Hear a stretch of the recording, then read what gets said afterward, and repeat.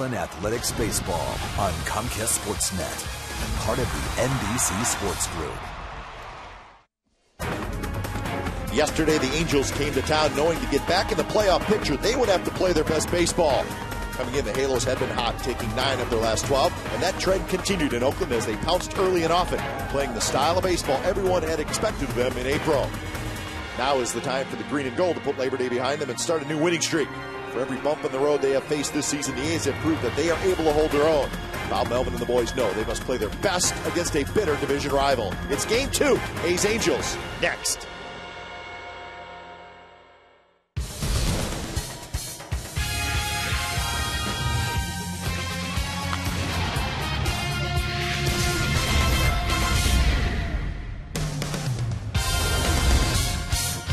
Beautiful night for baseball as this big series continues. It's Game 2 of the 3-game set between the Angels and the Athletics. The Angels won yesterday big, and they are led by MVP candidate Mike Trout. And taking care of business tonight for the Athletics will be Jared Parker.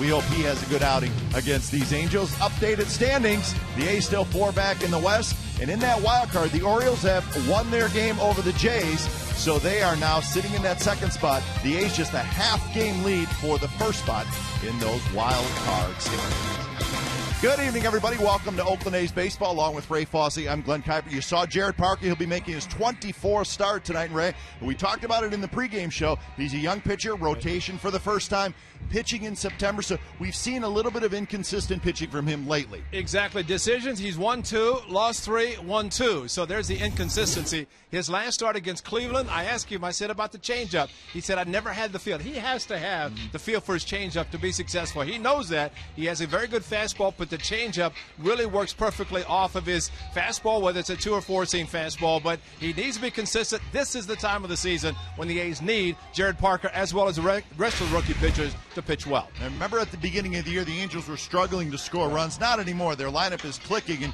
you think about Trout and Pujols up at the top, but yesterday it was the bottom of the order that really hurt the Athletics. And that's amazing. Anytime you struggle with a team at the bottom of the batting order is doing well, that means they're going to get on base, they're going to drive in runs, but if they get on base, they're going to turn it over to the top of the batting order where those guys know how to drive in runs. But you're right, yesterday was amazing to see Iannetta at the bottom of the batting order get a home run, drive in runs.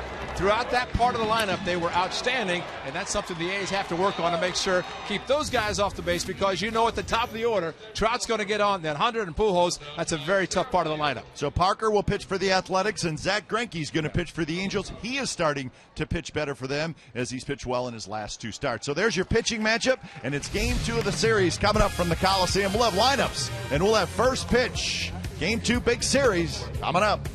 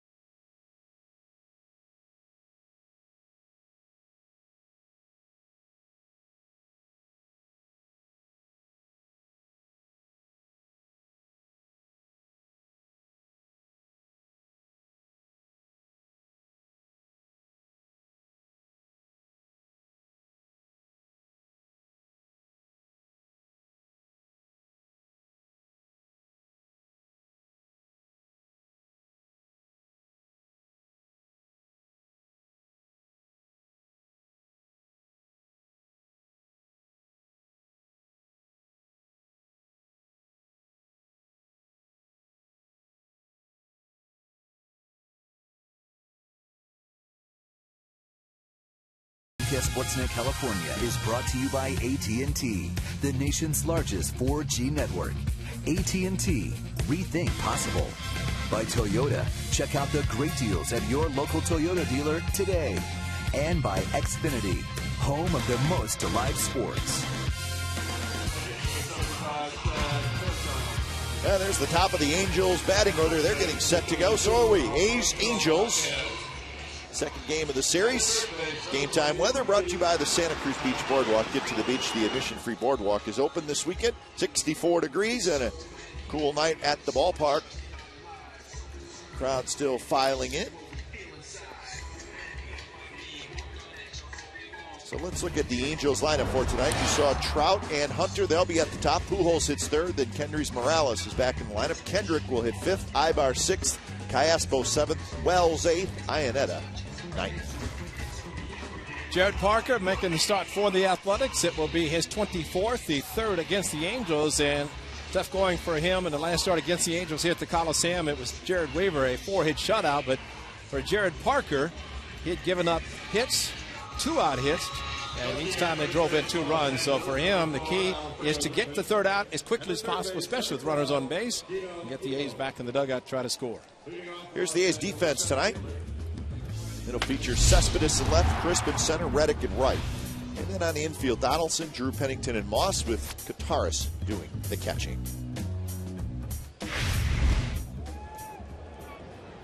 So Mike Trout steps in. Parker is ready, and so are we for first pitch of this ball game. Angels won yesterday 8-3. So the A's try to get a win and first pitch, even up this series at a game apiece. Day game tomorrow. We'll wrap up the series. Trout was 1 for 4 yesterday. Also had a walk, stole a base, scored a run. Well, if you say Mike Trout gets on base and you don't include a stolen base, something's wrong, because that's the problem. If he does get on base, you have to be concerned about him running, and that man, Mike Scioscia, is going to let him run. 13th season. He's got more years on his contract. The Angels trying to duplicate what they did 10 years ago. Only World Championship as a wild card winner. Angels 72-63 coming in. They've won 6 out of 7, and you saw they've won 10 out of 13. So they hope this is the stretch where they're ready to make their move. We shall see. 2-2 on a close pitch. What did Brian O'Nora do? Look where he is. He can't even see. He came out like he's going to make the call, but I've never seen an umpire peek around a hitter like that. Now he's really exposing himself. That right down the middle, and Trout took it. Strike 3 call. Wow. Well, right down the middle. Look where the umpire is. And batting in the second position, right fielder, number 48. Right, just back with Bill Miller was umpiring here, and had a cross-up. Zach Greinke was pitching. It went off Bill Miller. He had to leave early, but that is O'Nora behind plate. Tom Hallion, the crew chief, is over at third. So the first pitch to Torrey Hunter is ball. Usually you see the umpire maybe slide a little bit with the catcher. It's really creating a very dangerous position for him. You know, you might as well get some protection from the guy catching. And O'Nora is just a little strange. I'm not remember seeing him set up that way, especially whenever he's peeking around the corner to kind of see the pitch on the inside. There's our Tommy cam, see where he sets up, and see, you can't even see him. He's on the inside corner like that. And what is it? That one right there was the oddest one I've seen. What was that? That was like this the third pitch to Trout, similar. See, with the pitch outside of the target, he's really exposing himself, but otherwise with the pitch inside, he gets behind the hitter. I have never seen that. I haven't either. You know, there are umpires at one time. If a catcher moved in, the umpire would start pushing him. So what are you doing? He said, I can't see. So, you know, let me see. Watch. You can't really see it from here. But that's when the pitch and he's to the left of the catcher. But the other one, when he is, Kataris sets up inside. Yeah, that's when he goes way inside. So here's Albert Pujols, 287, 29 homers, 92 RBIs, 6th in the league in RBIs. There he is. Yeah. I don't get it. I don't either. That just does not look right to me. He moves way inside and then kind of peeks around over the George Kataras.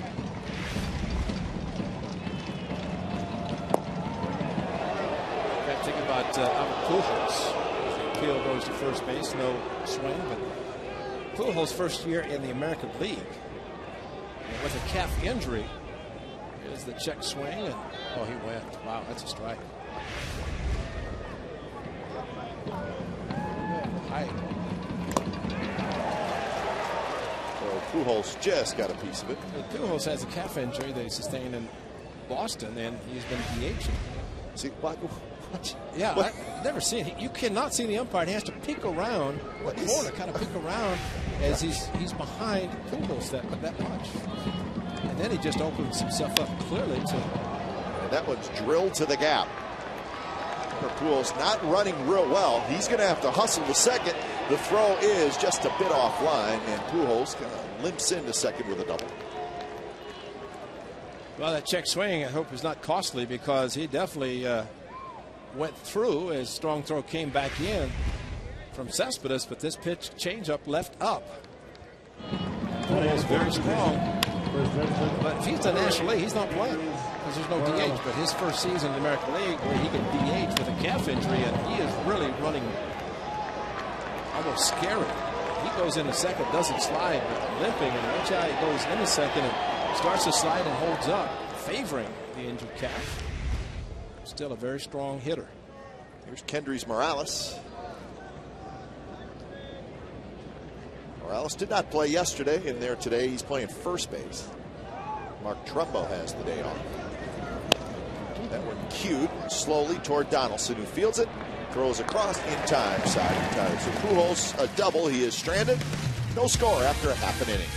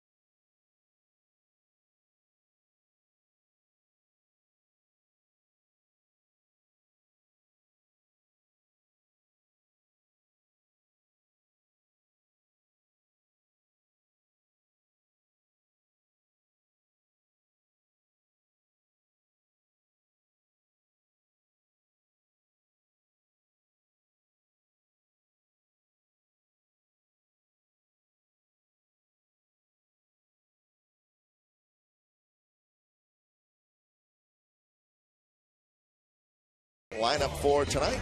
It starts with Coco Crisp, then Smith, Reddick, Cespedes, Moss, Donaldson, Drew, Gataris, and Pennington. And right-hander Zach Greinke on the mound for the Angels tonight. Of course, with Milwaukee acquired by the Angels to fortify their rotation. Feeling much better now that he has made a few starts. He made one back against the Athletics, and he's hitting well, or at least he helped by walking several. That was his third start with the Angels. This is his 8th.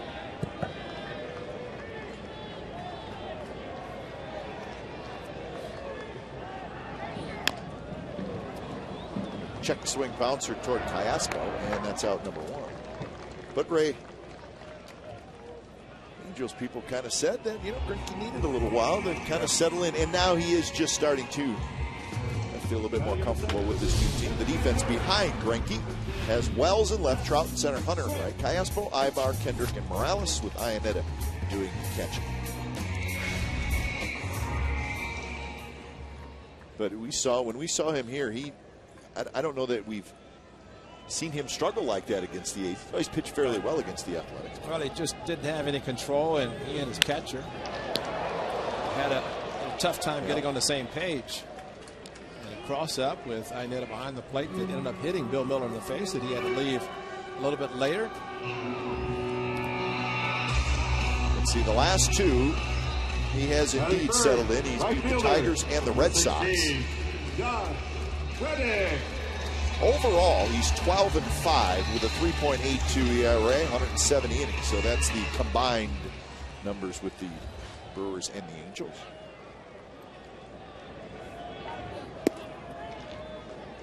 Looking at the American League Player of the Week in Josh Reddick. Congratulations to Josh. And at that, for 31, of course, the grand slam against the Red Sox on Friday, his first career.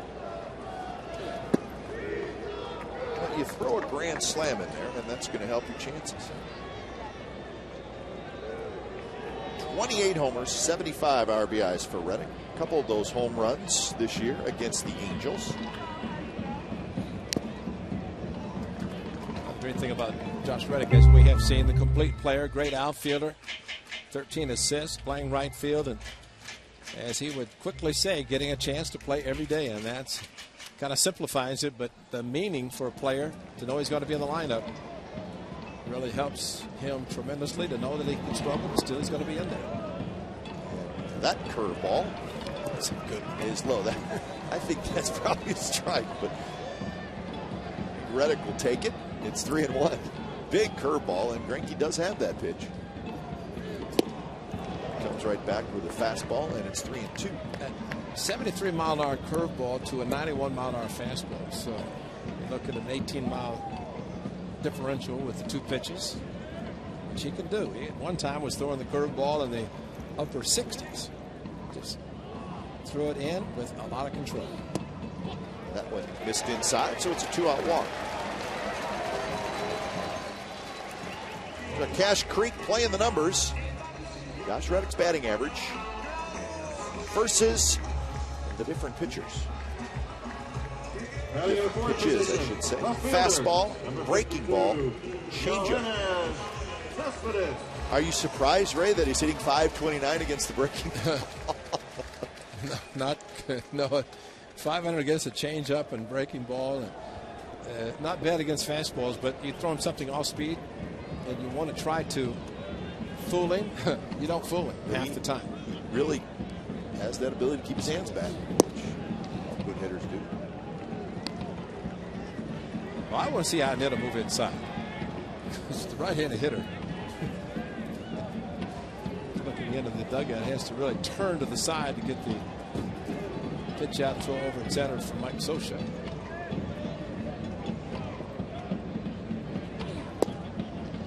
Drop slow. It's a hard sinker from Greinke. 2-0 to Cespedes, hitting .294 with 16 homers, 65 runs batted in.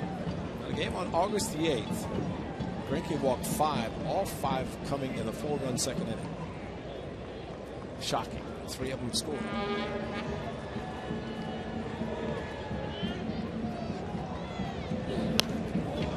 Good swing there. Fouls it straight back.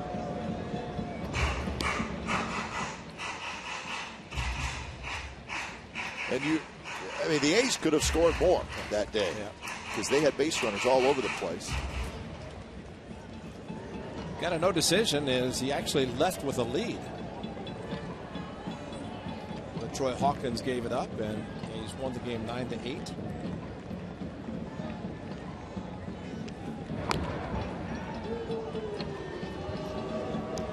A's are 7-6 against the Angels this year. They're 19-19 against the West. The Angels are 21-18 against the West. Division records. Rob Picholo, bench coach for manager Mike Scioscia. Picholo, a former member of the Athletics. Good years. With Bruce Bochy down in San Diego. Now he moves the American League where he's with Mike Scioscia. A's have played great against the East. First going 8-1 against the Red Sox certainly helps that 25-15 record. Remember they swept the Yankees here. Yankees here.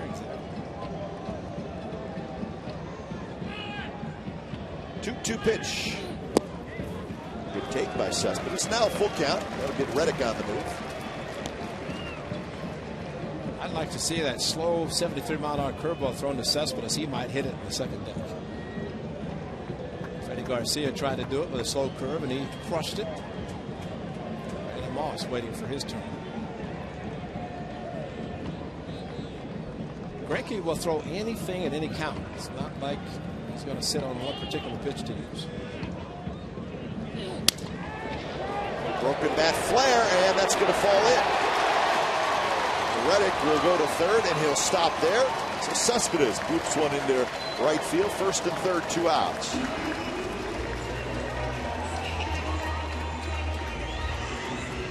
Broken bat, and Cespedes will take it.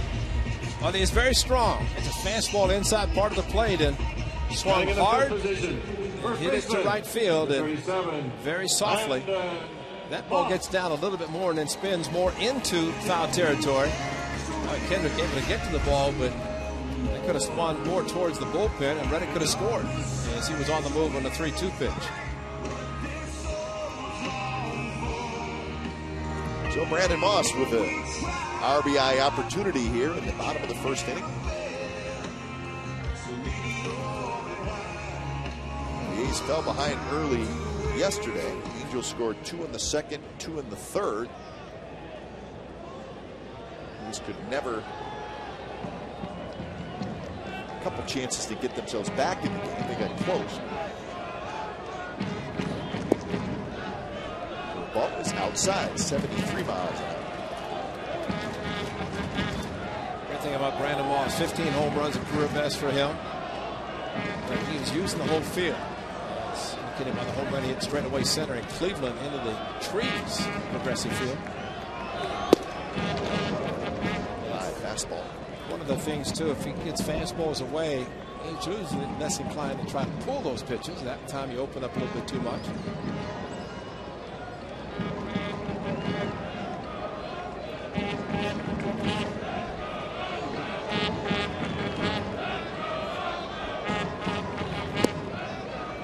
Drops low.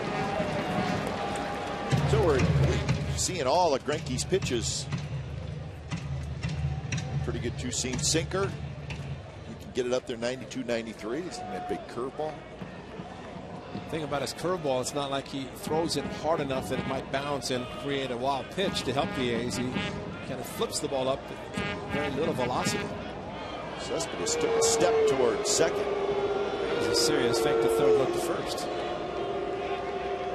So you see, he's got the full arsenal. So cutter and slider, similar pitch, 27% of the time. The slider, a little bit bigger break. Cutter, which he likes to throw. Actually, a couple of guys have hit him well. One that's going to have surgery, and Brandon Inge has a couple of home runs against him, and Johnny Gomes has a couple of home runs against him. George Kataris, there's Johnny, and he is observing, cheering tonight, getting ready maybe for later, but Kataris, who hit a home run off of him, and that started on April the 8th, or August the 8th, that is. That one right on the outside corner. Moss fouls it.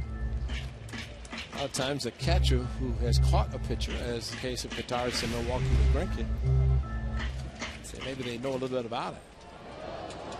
Off the left shoulder, and you feel it. That kind of a foul ball off the left shoulder of the catcher.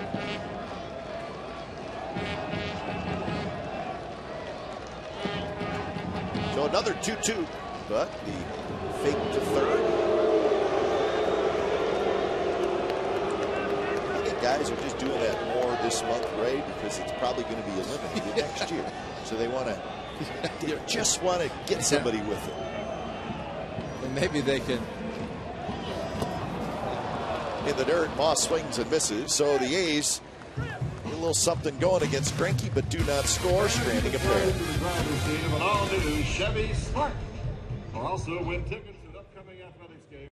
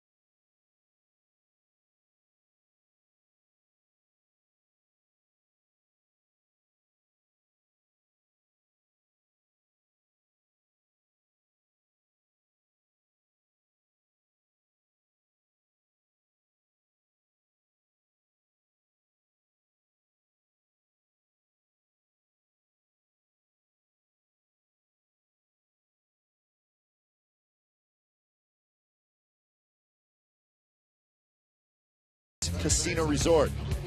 Rockin' Cache Creek. Win a chance to play the Red Hot Zone. Visit cachecreek.com for details.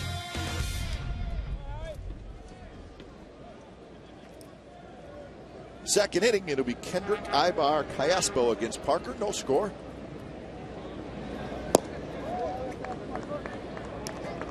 Kendrick, 292, 7 homers, 50 RBIs.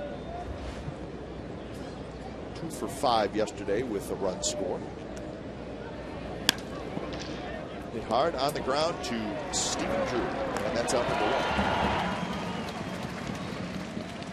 1. The old Adam balls, that's the best thing you can get if you're a pitcher. You fall behind 2-0, throw a fastball, and Kendrick hit it hard. Batting in the 6th position, right at shortstop, Stephen Drew. Number 2, Eric. It makes a big difference. Ibar. Trevor Cahill was here winning 19 games a couple of years ago.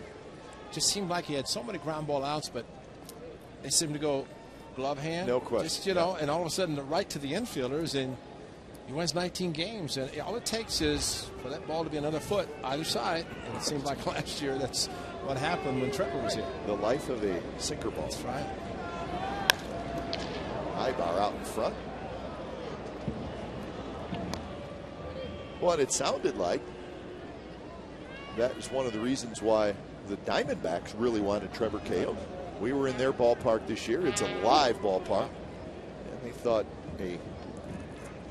somebody like Cahill would do very well there. Makes perfect sense. Absolutely. And then you think about the Rockies being in the same division where you want to keep the ball on the ground for pitching at Coors Field. And, of course, you're going to play 9 or 10 times in each of the venues in your own division. 1-1 pitch to Ibar as he tries a little slug butt. Missed it, 1-2. Changeup seems to be better already for Jared Parker tonight, which is always good to start a game and have the feel of the changeup. This is the kind of pitch you want to throw a changeup with the hitter running out of the batter's box to utilize the slap butt. Coach Kurt Young, what a job he's done with these youngsters this year. Ibar checks his swing and does not go. That's Tom Hallion. Well, we saw what Albert Pujols did that Chad Fairchild said no. This one, though, looked like more of a correct call by Tom Hallion. Opponent's average. That's the last 3 months, June, July, and August.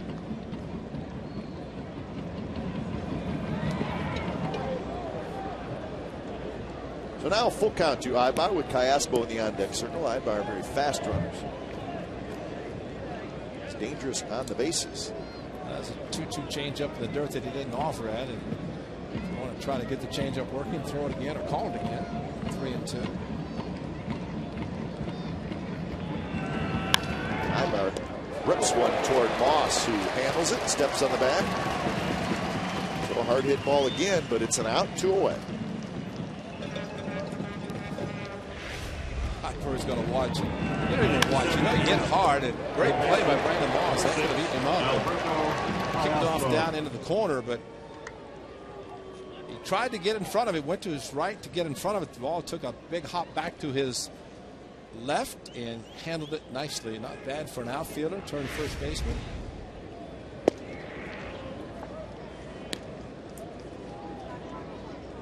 So Cayaspo hits. Somebody's telling him where to swing. Yeah. Right. What did it happen? It's an 0 for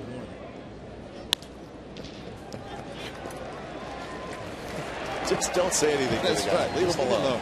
3 ground ball outs for Parker. Bottom of the second coming up. Donaldson to lead it off.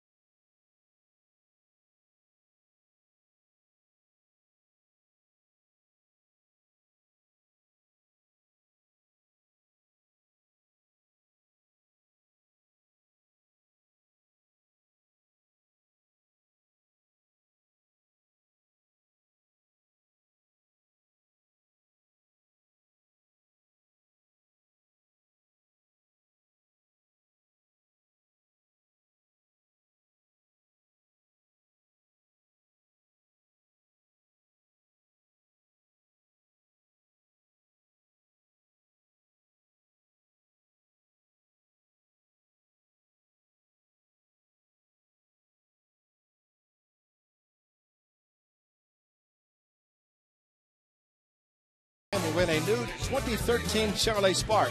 Enter for your chance to win at oaklandathletics.com/Chevy Spark. Enjoy the pregame fiesta featuring Chevy's Ride and Drive event, live lucha libre wrestling, mariachi music, and a player appearance.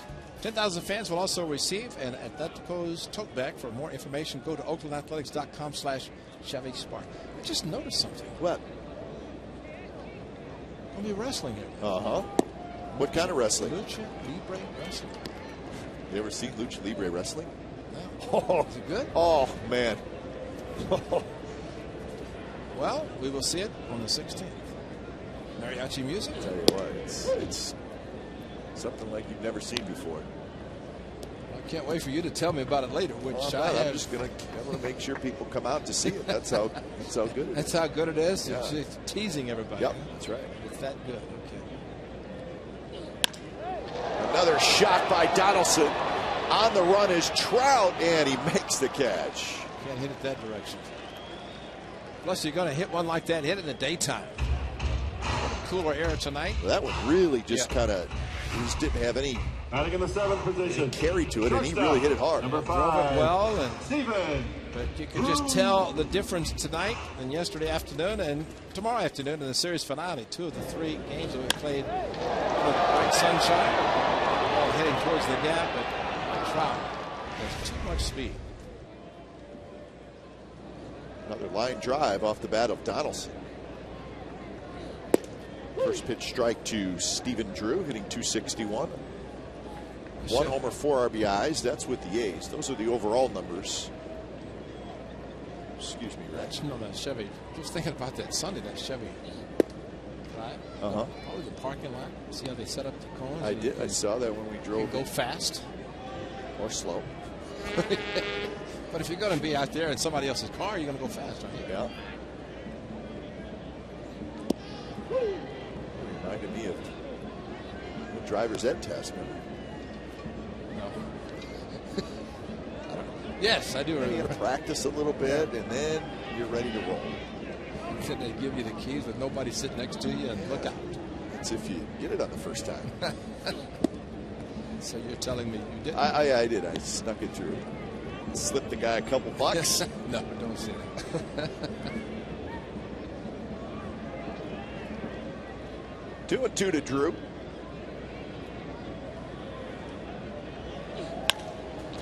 This one hit very high. Vernon Wells to his left. And Wells takes care of it for out number 2. Well, this was an afternoon game. George Kataris, a catcher for the Brewers. There's the ball straight away center field. Kataris hitting first of the member of the Athletics, and had a couple over the weekend against his former team, another former team, the Red Sox.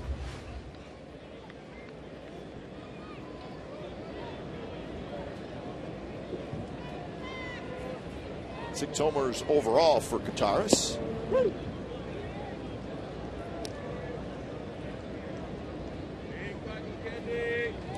Racking up the RBIs lately. 8 RBIs in his last 2 games. He had the big day in Cleveland. That one felt great because that was an at-bat with the bases loaded, a couple of outs, and he drove home all 3 with the bases clearing double to right center. And like the 20 runs scored by the Athletics on Friday against the Red Sox. They drove in 5, had a couple of home runs. That was great. But when you do it, your club is either tied or trailing a run, and you drive home runs to put your club ahead.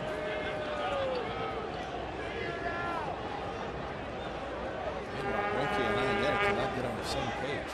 It's strange to see with 2 outs, nobody on base.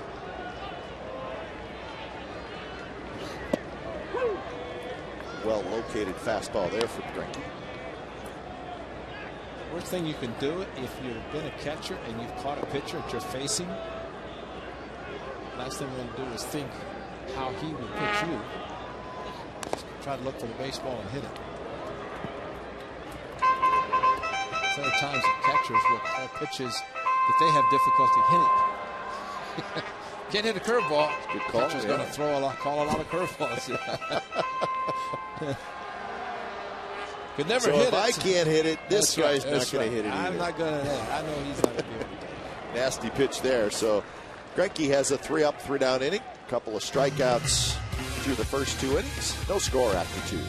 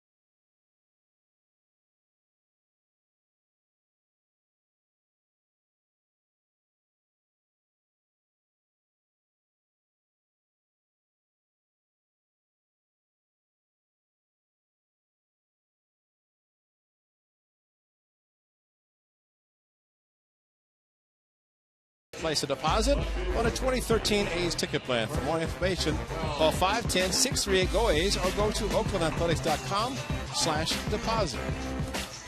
Best way to do it. Never know. Great game of baseball, you just never know.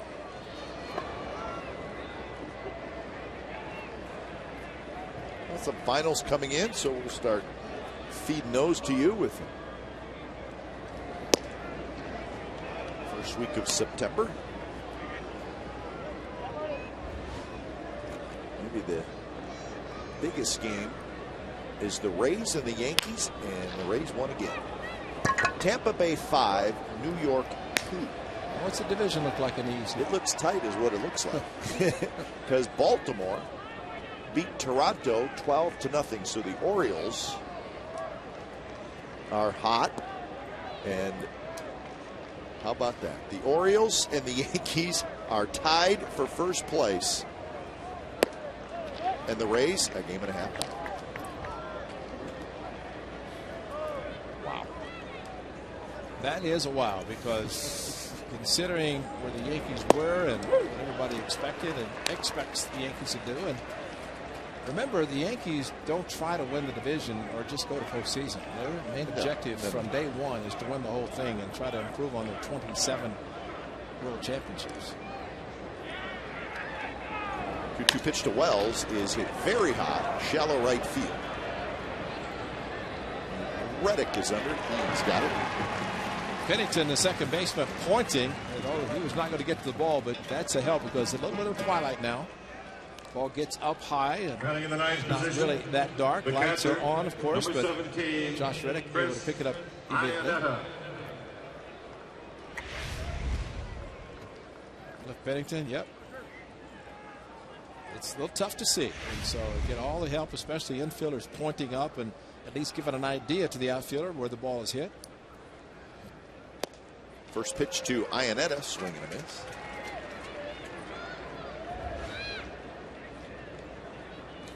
Big game yesterday for Iannetta.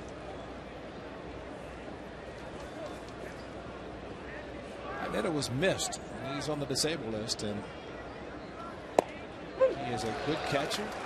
Over from the National League, and as Mike Scioscia said, he does what a catcher's supposed to do, and that is handles a pitching staff, blocks balls in the dirt.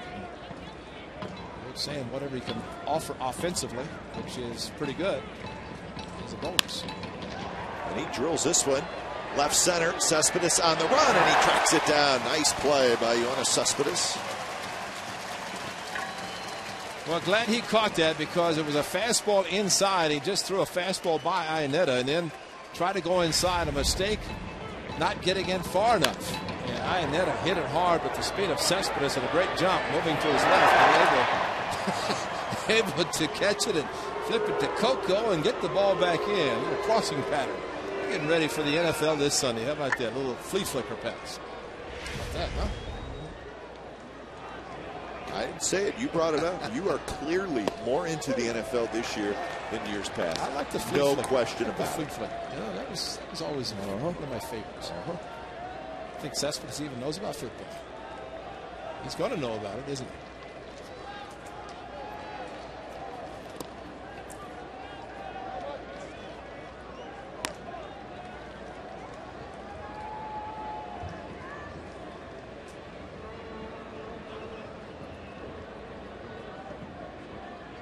Rookie of the month for August, not surprising with the numbers he has been putting up all season. And remember, he did not start with the Angels.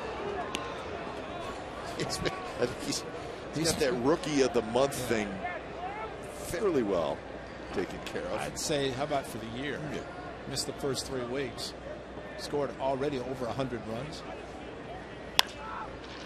Bounces that one in the hole, and it gets through in the left field. 2-out single for Trout.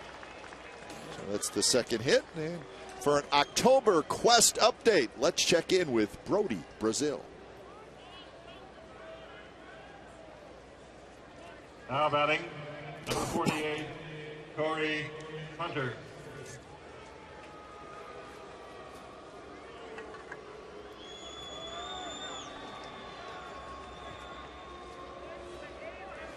All right, thanks, Brody. So the A's and the Angels will both maybe at some point peek up and see that final.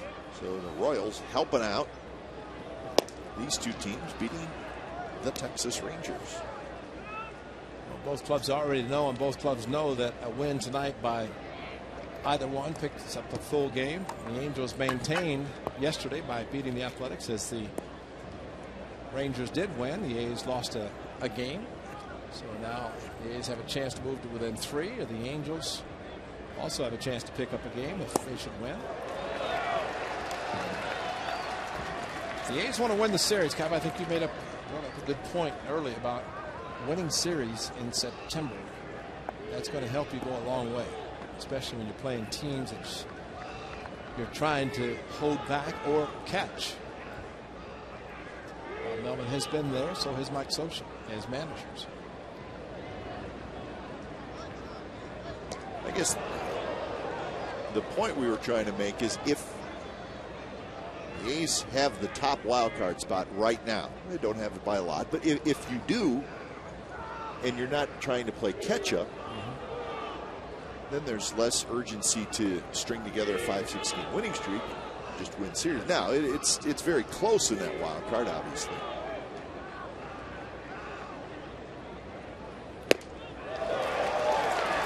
Now to Torrey. The Tigers lost again. Cleveland 3, the Tigers 2. Location inside for the fastball. The pitch was up and away. And Jared Parker's move and changing his move towards the plate must be good, because Mike Trout has worked 3 pitches and he's still at first. Now with 2 strikes, pretty good chance he's going to be running. And this is a case, I don't know what the A's are going to do, but you have 2 strikes on a hitter. You try to get the hitter.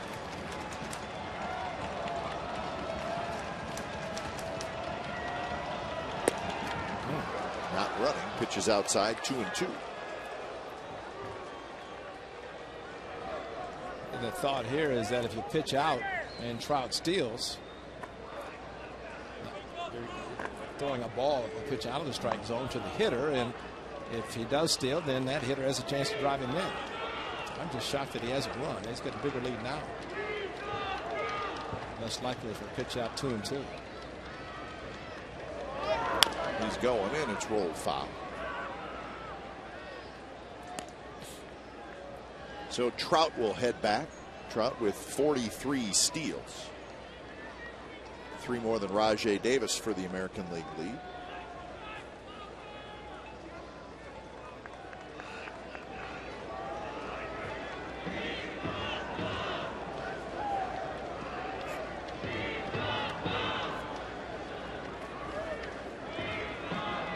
Good lead. A little lean, and Parker goes that way.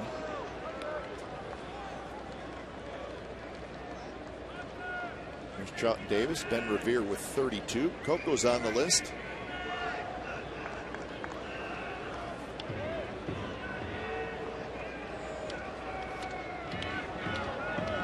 And Trout's got a good shot of getting 50 steals. And he goes, and the ball's bounced foul again.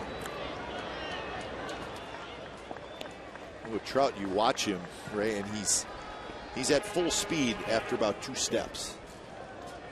And he's not afraid to get a big lead. Well, as Ricky Henderson would say, and has told us before, and he's standing down watching Mike Trout. I've been seeing a lot of himself in Trout, getting the jump and his speed. You have to be able to get a big enough lead that you're not afraid to get picked off. That's why he never was on the top list of consecutive stolen bases. Well, Torrey Hunter strikes out, a runner stranded, and we are going to the bottom of the 3rd. No score.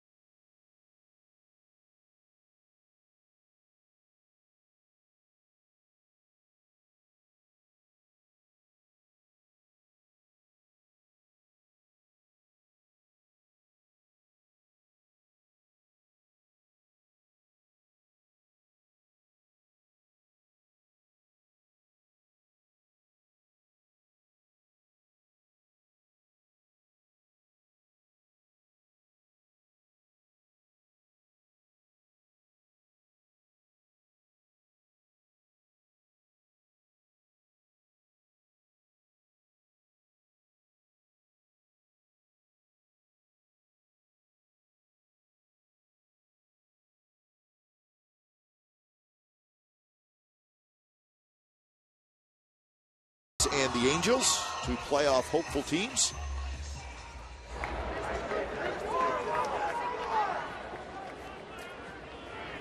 So Pennington lead it off. 209 with 4 home runs, 21 runs batted in, and Greinke with a first pitch strike. Coco Crisp to follow, and then Seth Smith.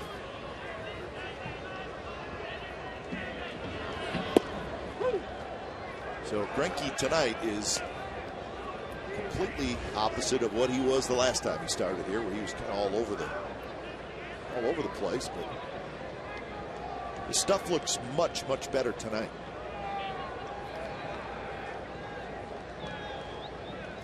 With his ability to throw all of his pitches for strikes, he should just get any sign from his catcher and throw it. So far, that has not happened. Slow curveball after a blazing fastball, and Pennington started. Tom Hallion thought no.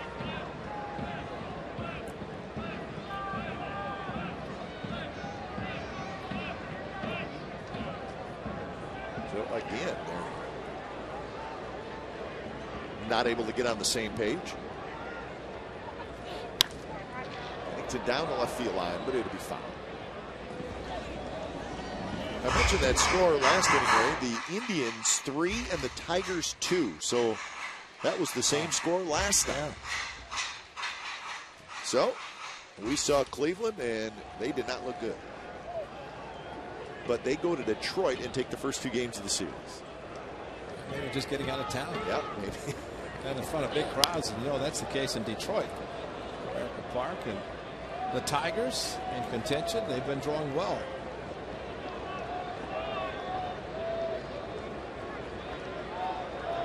White Sox are losing big. I mean, they're getting pounded at home by the Twins, 17-4.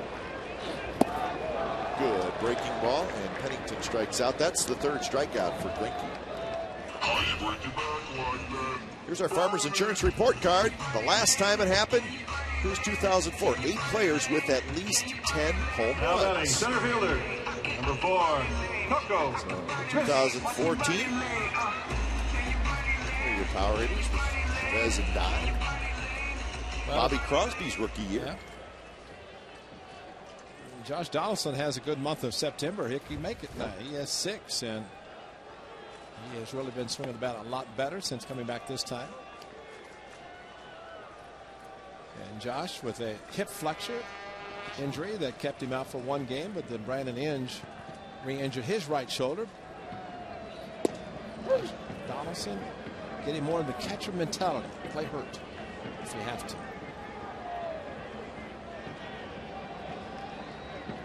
One and one to Coco Crisp, who bounced out to 3rd his first at bat. Hits this one on the ground toward Kendrys Morales, and that's out number 2. So 6 in a row retired by Greinke after the A's mounted that little 2-out rally in the first with Reddick getting the walk, and then Cespedes the blue single. So nothing since that. The winner last night, or yesterday, C.J. Wilson, was not the best we've seen C.J. Wilson, but his team got him a lot of runs, and he picked up the win.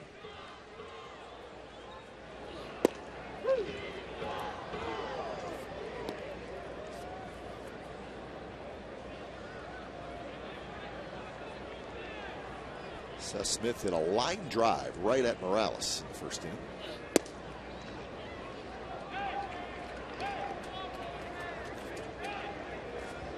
I think we know for sure Seth Smith likes September baseball.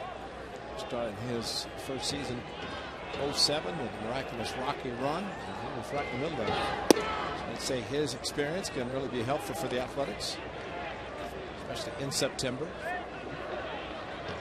Adapting better to the DH role. The outfield pretty much set by the Athletics now, and it's back to the kind of platooning between Gomes and Seth Smith in the DH role, both hitting in the 2nd spot. Seth Smith's kind of in left field, Coco in center, and Reddick in right. Those guys are pretty much playing every day. Johnny Gomes is always ready.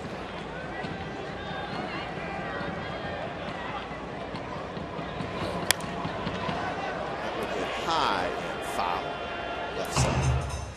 6th home run for Seth Smith on Hyundai Sunday against Westgate. He went to right center and up deep into the bleachers.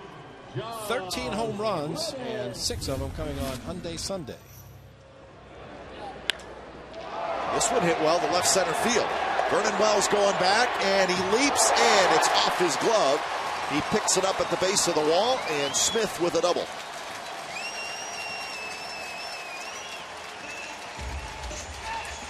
Vernon Wells, it looked like he came fairly close to catching that. Yeah. I think it hit his glove. A case of a ball up and running away from Seth Smith, but he drove it perfectly and opposite field, and I think he probably thought, well, maybe it's going to be caught. Didn't get enough, didn't get it elevated enough. This is the difference, daytime, nighttime. Should have been caught. Is just above the red sign.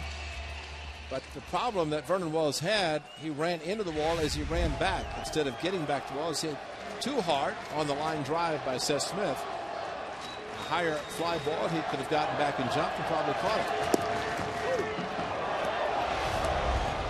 Vernon just drifting back and then having to jump, and basically the wall stopped it. Walls will do that. Going back to try to catch a ball instead of getting to the base and jumping straight up. You drift into the wall, it will not budge. This one popped up, foul territory. Callaspo on the run near the mound, and he makes the catch. That is not easy, folks. But he navigated the mound after he caught it. Side retired.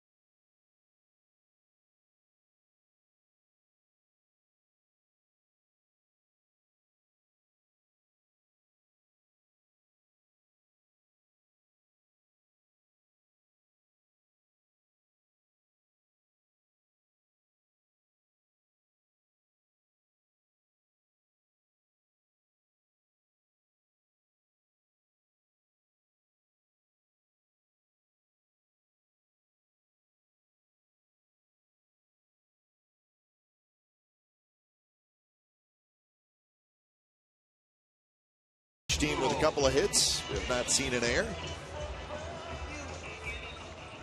And Jared Parker back to work. He'll face Pujols, Morales, Kendrick.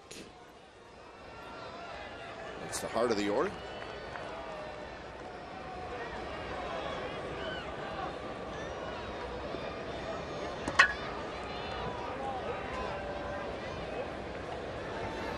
First pitch is a bit inside to Pujols, who doubled in the first inning, was stranded.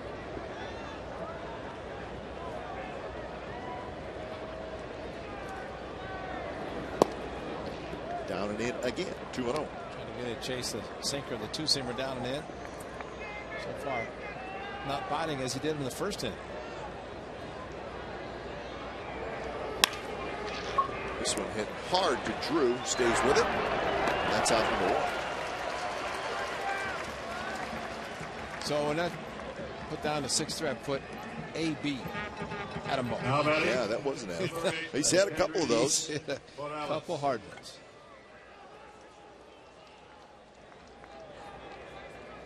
Here's Morales. Albert wants to get to the 300 mark. He's 287 starting tonight's play, and he's going to get 30 and 100, which Mr. Consistency when it comes to that.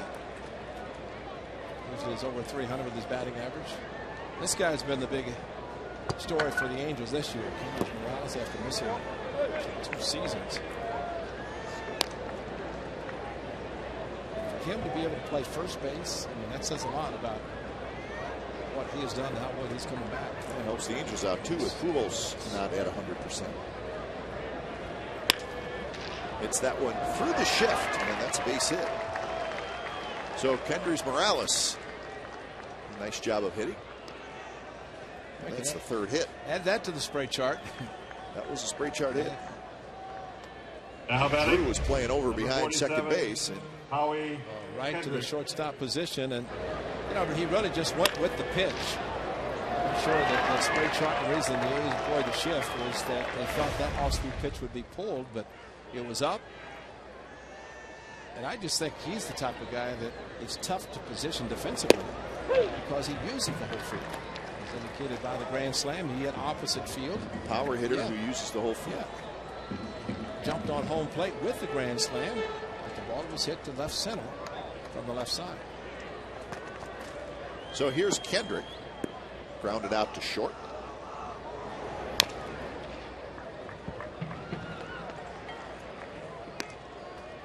Kendrick is a very aggressive hitter. Does not walk a lot. He's only walked 26 times this year in 456 at bats. Aggressive, but a very good hitter. 92 average coming in.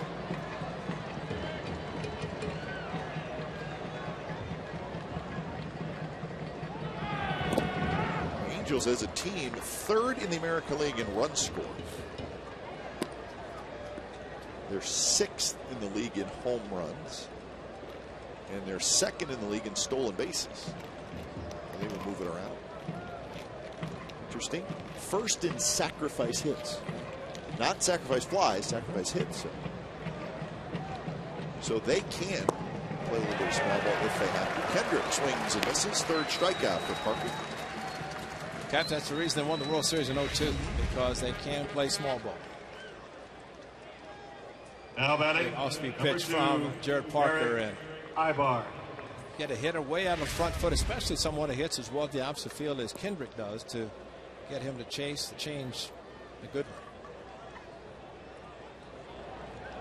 So here's Ibar.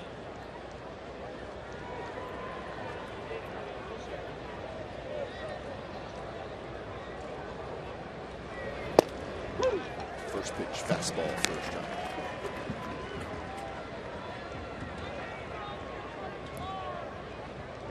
Ibar hit a ball hard to Moss, the first baseman. Back in the 2nd inning. The same ball right now is a base hit to right field, considering runners being held at first base. Changeup outside corner. It's 0-2. Two-seam fastball inside for the first pitch for a strike, and then pulled the string on a changeup that, I don't know why Ibar was questioning the home plate umpire. That did not look like it was any bit off the plate.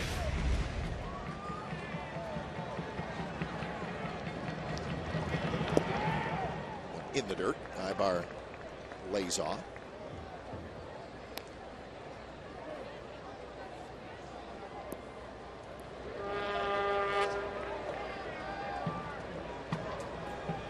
Morales certainly not going anywhere.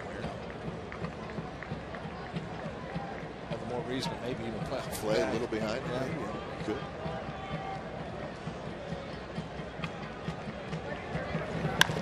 That one's hit to Moss, and he's there. Grabs it, side retired. So a runner left. Bottom of the 4th coming up. Cespedes is going to lead things off. We are scoreless. Ladies and gentlemen, start your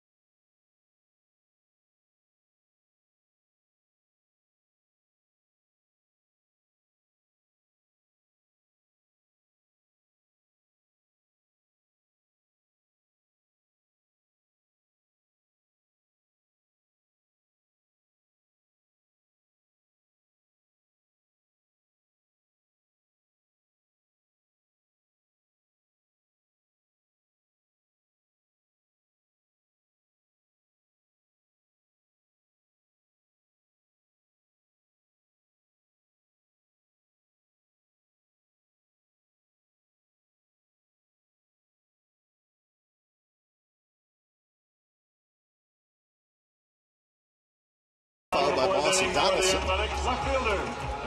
He's trying to get something going against Zach Greinke. A couple of hits off Greinke. He has walked 1. He has struck out 3 so far. He has thrown 52 pitches in the first 3 innings.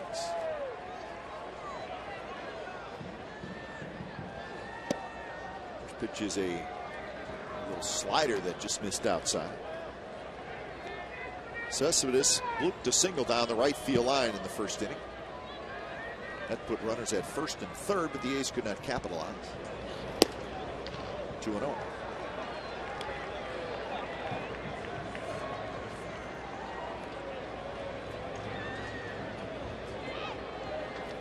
Skipper Bob Bubba said, "Love these gold jerseys."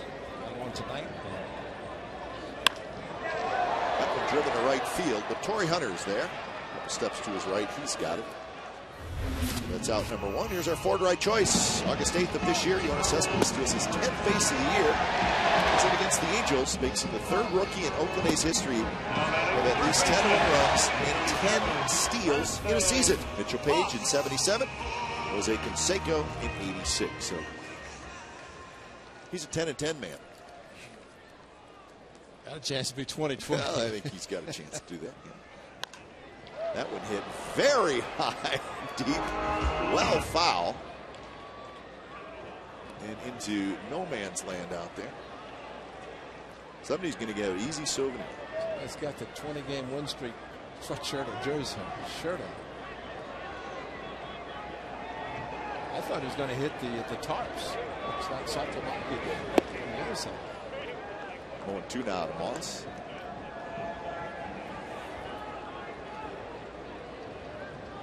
Moss struck out swinging to end the first inning.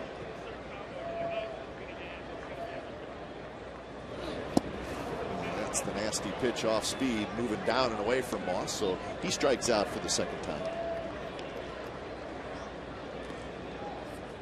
So 2 outs here in the bottom of the 4th. One of those games that a mistake is going to help. That's pitching's great. Guys are playing great defense and just not a lot of hitting. Just 5 in the game. Total hits. The A's with 2. Angels 3. And you say mistake, it could be a hanging slider. That's right. A pitcher's mistake. Donaldson hit a ball hard. It was tracked down by Trout in right center field. Good solid pitching. Parker on your right. Zach Greinke for the Angels.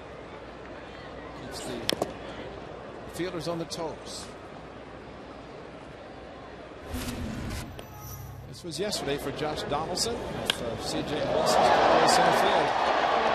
The fastball, Trout just could not catch it. Or slashed just out of his reach.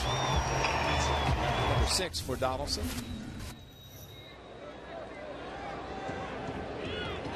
And a power surge. This one's popped up. Hunter, a long run, and it's going to drop. Donaldson has a hit. That's respecting the power of the hitter. And Torrey Hunter adapted very well to right field, but he's playing deep. And, of course, with 2 outs, you never want to give up extra bases.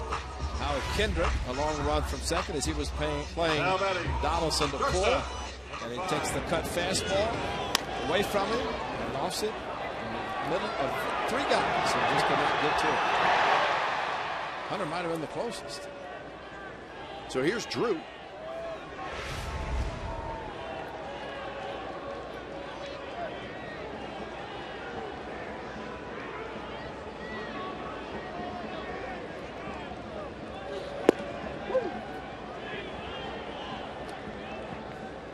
Stephen Drew hit a fly ball to left field in the second inning.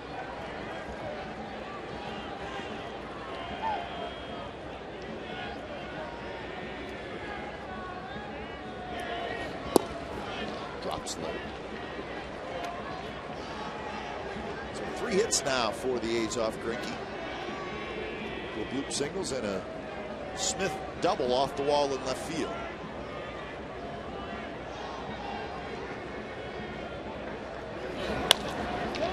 Hit hard right at Kendrys Morales. He was about 2 feet from the bag. Steps on the bag. Side retired.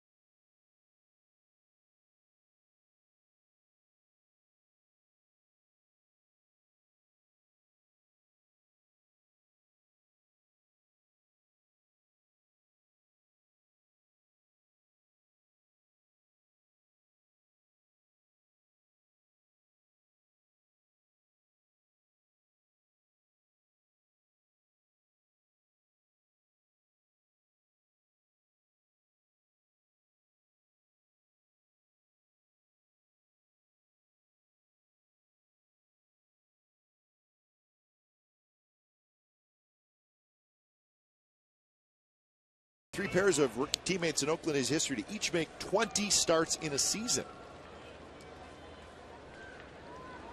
3 pairs of rookie teammates.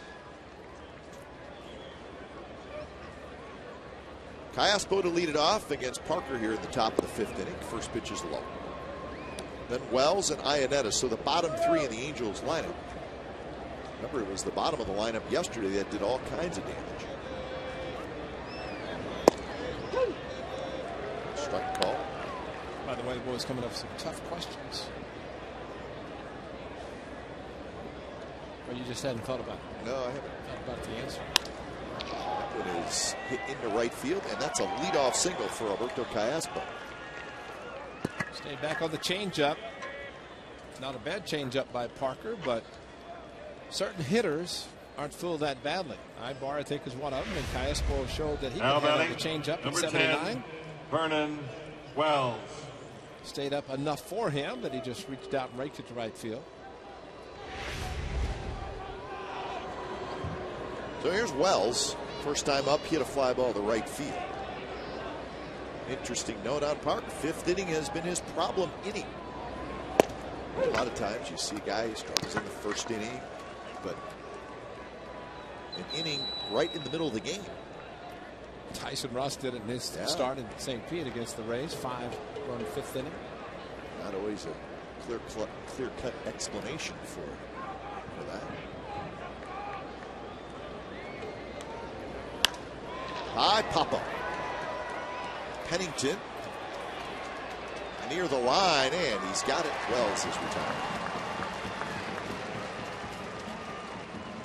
So Cayaspo stays at first, and that'll bring up Chris Iannetta. Now batting, number 17, Chris Iannetta. Against the Angels, Parker had a 1-2, actually a 1 hit in the 5th inning. He's okay. Problem he had with the 2nd and the 6th. 7th, he gave up 2 out run scoring hits that allowed 4 runs to score. But the 5th inning, it's kind of the 2nd time through the batting order. In this case, the 2nd time to the bottom part of the batting order.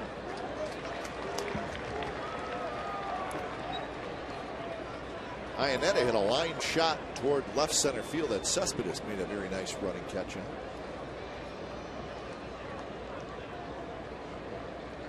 I think with Iannetta, if you're going to pitch him in, it's going to be a setup pitch, waste pitch, get it far enough off the plate. Because that was not the case in his first at bat. That was the fastball, just misses.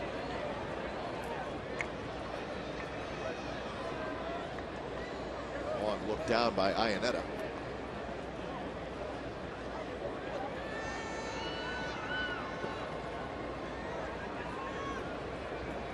.66 pitches for Jared Parker.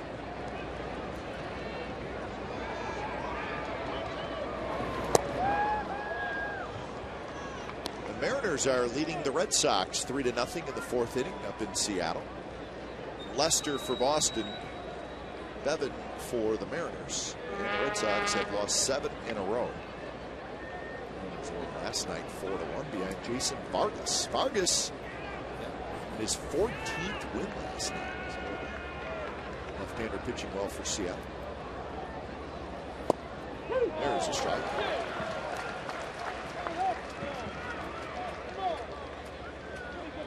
The way Kataris catches this ball, you'd think he's crossed up as he came up and actually turned his glove properly with the palm up and kept the ball in the strike zone. If he was crossed up, he handled it well. Remember, Cleveland was crossed up in the Thursday game. Umpire, or the official score, gave him a pass ball, but then it was correctly changed to a wild pitch. That one hit up the middle, and that's a base hit. And going to third, and no surprise there. Cayaspo doing what the Angels do. First to third is just don't stop. You just keep going. Well, they also know that with this hitter coming up, it's tough to double him up. And that is Mike Trout, so getting first to third, the Angels will play back for 2. But again, tried to go inside. He did not get it far enough in. I think it might be a time to change pitching philosophy against Chris Iannetta, especially if you can't get the fastball inside, because back-to-back at bats by Iannetta Fastball's supposed to be inside, but they've not gotten in where they needed to. So now you face the very tough hitter, Mike Trout. And Trout, base hit center field. And the Angels are going to take the lead. Callaspo trots home. Iannetta stops at second. So Trout with his second hit, his 75th RBI, and it's 1-0 Angels. Oh, he talked about the atom balls early, the balls that were hit hard right to the infielders. This one not hit Now batting, especially hard, but found the place up the middle. Again, a pitch inside, just not getting it in. So where Drew's playing, and just missed it. Came close to being at least one out, maybe a double play, but lots of fastballs inside. Not getting in. But he pulls the hands in as good as anybody I've seen. There's an art to that. 458 is his batting average when he swings at the first pitch, which he does 10% of the time.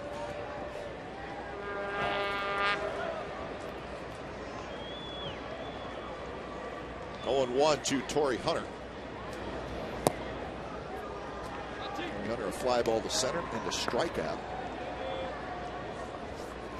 So 2 for 6 in the series. He had a home run yesterday.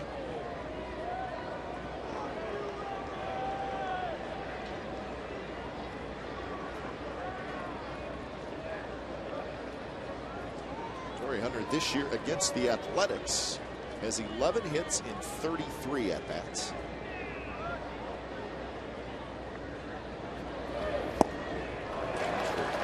Sinking fastball, 1-2. That was interesting that Torrey Hunter talking about he was a power hitter for the Twins. He's been moved into the second spot of the batting order, and his one goal is hit 300. Got a shot. He's got a very good shot, and he's a consummate professional. Moved from center, took his 9 Gold Gloves to right field. Done an exceptional job. He's now moved in the second spot of the batting order. And he swings at a pitch in the dirt. So Parker gets his 4th strikeout. Second time he's got Hunter. If you have an aggressive hitter, don't throw him a strike. Talked about the percentage of Mike Trout swings and hits and all on the first pitch. Well, if you give him a pitch like that, if he swings, he's going to probably do what Torrey did and swing and miss, which he has done twice tonight after hitting the ball to center field. So now it's Pujols. A double and a ground out.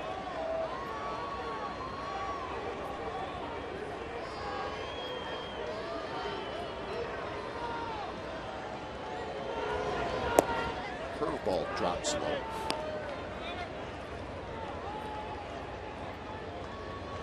Pujols on the year now has 39 doubles and 29 home runs.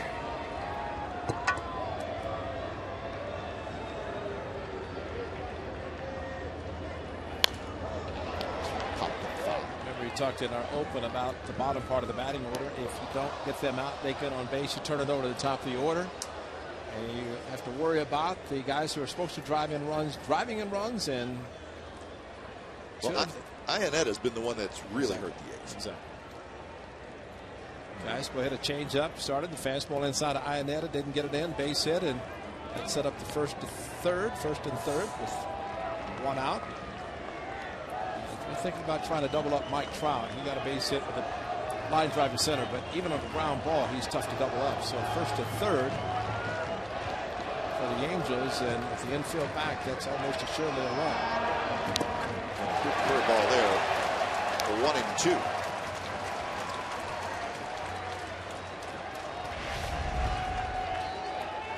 Excellent curveball, off-speed pitch, and Albert Pujols does not stride, just rolls on his front foot, but usually you figure he's going to stay back, but did not on a good curveball from Parker. That one's hit very high to left field, but playable for Cespedes. He's got it side retired. A run on 3 hits, so the Angels grab the lead. It's 1-0 after 4.5.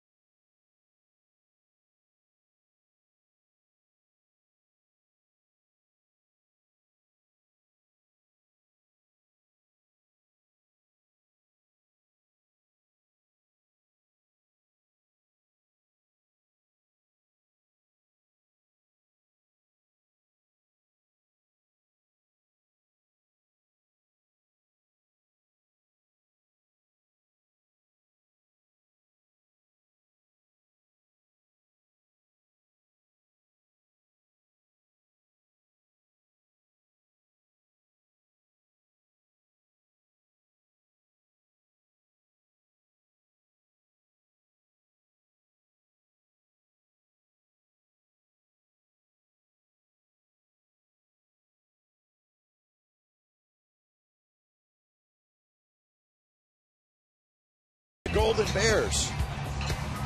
Bears are back in Berkeley this fall. Tickets on sale now at calbears.com.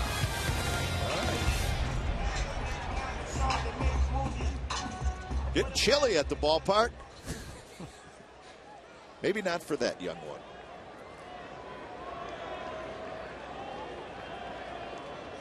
I like it. A's now trailing 1-0 on the Trout RBI single. Greinke just a shade under the league average as far as shutdown innings go. 1-1 to Kataris, who struck out swinging in the second inning. He'll be followed by Pennington and Crisp. 8-9-1 for the A's, bottom of the fifth.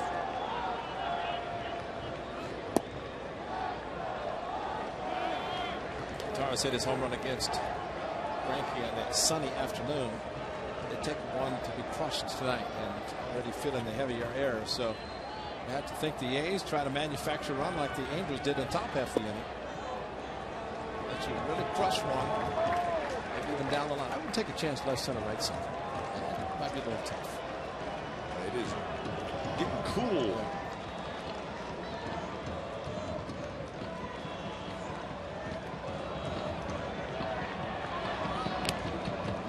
High fastball on 3-1. Iannetta set up outside. That's probably ball 4 as the ball ran up and in on Kataris, and he might have been asking Iannetta what the pitch was, and throws a cutter but just ran on him. But it looked like Iannetta said, if you're going to hit a home run, it's going to be a fastball away. You're going to have to go opposite field, and that's the best way to approach a hitter, especially if falling behind the count. Shallow left, and Wells trots in, and that's out number 1. All right, here's our AT&T trivia answer. Who are the 3 pairs of rookie teammates in Oakland A's history to each make 20 starts in a season? Oh, this year, Parker and Malone. 2009, it was Anderson and Cahill. Way back in 1978, Matt Keogh and John Henry Johnson.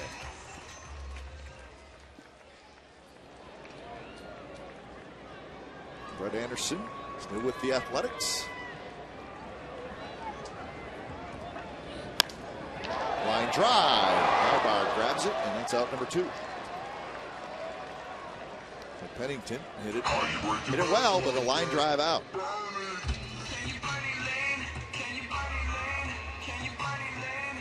Now batting center That'll bring up fielder, Coco Crisp. number 4, Coco Crisp. Coco has grounded out twice, once to third and once to first. So he is 0 for 5 in the series. He did walk twice yesterday. This at bat any way to get on base, maybe try to get himself in the scoring position with a stolen base. Good opportunity to try it.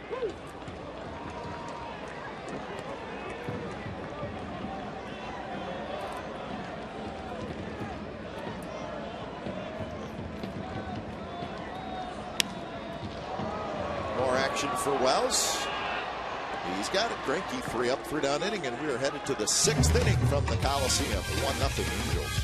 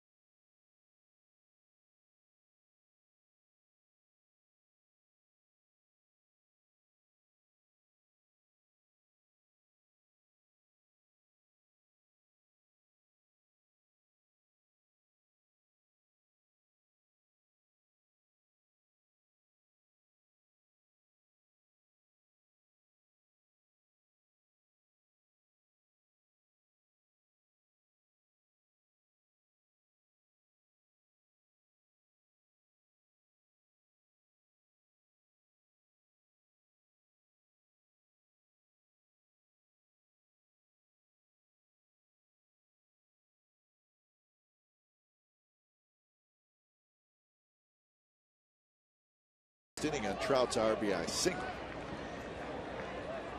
Morales, Kendrick, Ibar.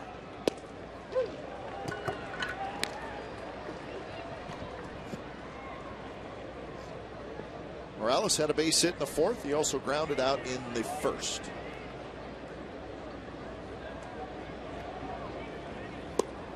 Changeup. It's 0-2.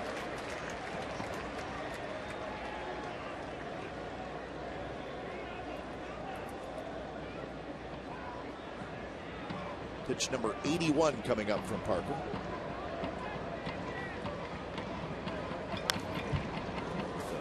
High fastball. I guess they say that's called changing your sight line. Am I right there, Ray? I thought it was interesting. After a great changeup, it fooled him. If the next pitch was a fastball, changed his eyesight. Kendrys Morales is all over. He just happened to foul it back. Just does not expect to get another changeup. He got a pitch out over the plate, and it was a changeup, and he hits it hard into center field. That's why the 0-2, when he jumped on the fastball, even though he fouled it back, might not have been a bad idea to pull the string again. Now this batting, time, number 47, right back up the middle. Howie Kendrick. Kind of a shift, but not all the way. And there's Morales. Hits right through it again. So 7 hits now for the Angels. 3 of those coming last inning. They get a leadoff single this inning. Here's Kendrick. And there's a shot, base hit. So stopping at second is Morales. And 2 quick hits here by the Angels, leading off the 6th. You notice the location of both pitches: a high changeup back up the middle, then a high fastball. First pitch to Kendrick, for him to do exactly what he does best, and that's take it to the opposite field. Now batting, number 2, Eric Ibar. So here's Ibar. Just something to throw out, Ray. I don't know that it would happen, but would the Angels play small ball here with, it's only the 6th inning, but Greinke's pitching well. I'd say they'll do their best to try to add on, and not a bad idea. The only thing, you don't have a lot of speed, especially at second, and Morales. Corner infielders for these are in, and Ibar is swinging away. If Mike Scioscia doesn't have Ibar bunt, it might simply be because of the lack of speed with Morales at second base, and I think it's going to be tough to double up Ibar anyway. So they could probably think about a first and third if a ground ball is hit. And the key for Donaldson, where he's playing at third base, if there is a bunt towards third, it'd be nice if Parker got off to be able to field it, so Donaldson could go back to third to get the force out. This time, Ibar is bunting. He pulls the bat back.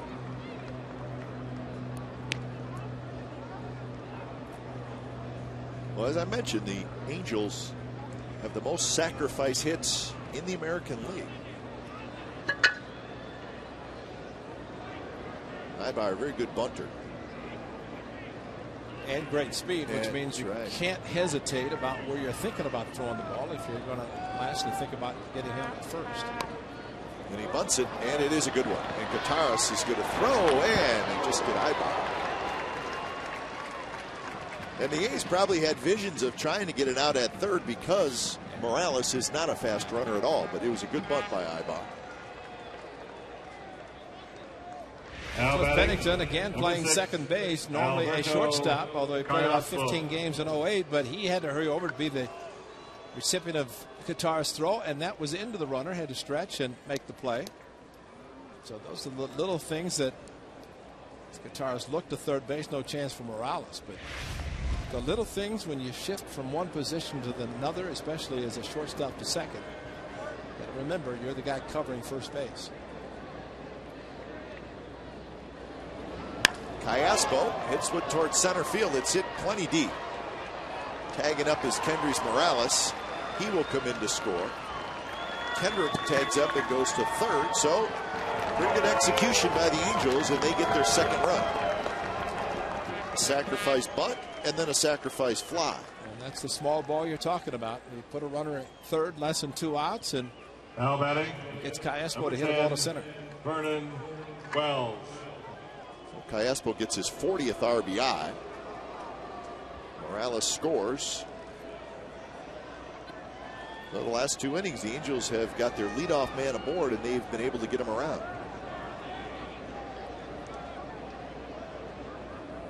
First pitch to Vernon Wells is a strike.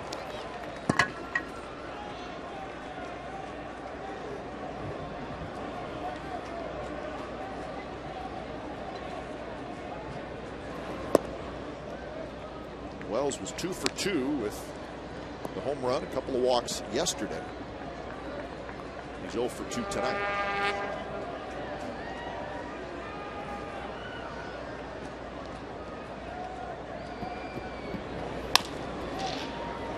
Drew has it, straightens up, throws into side retired, but a run on 2 hits. So a sacrifice fly, bottom of the 6th coming up. Angels now lead 2-0.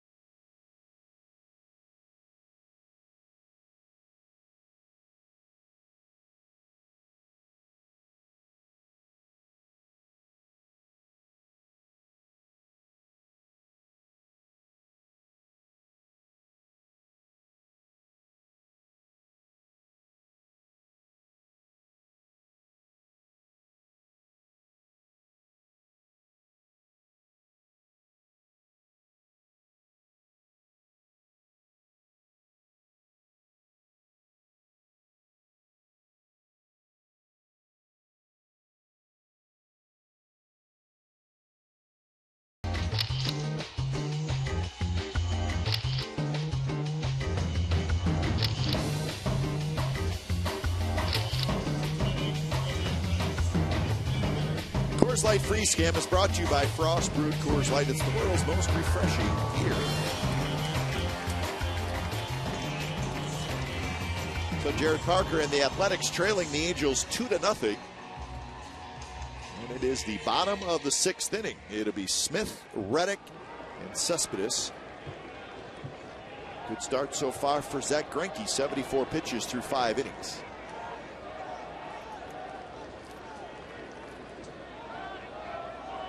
Smith has 1 of the 3 hits. It was a double over Vernon Wells' head and off the wall in left field.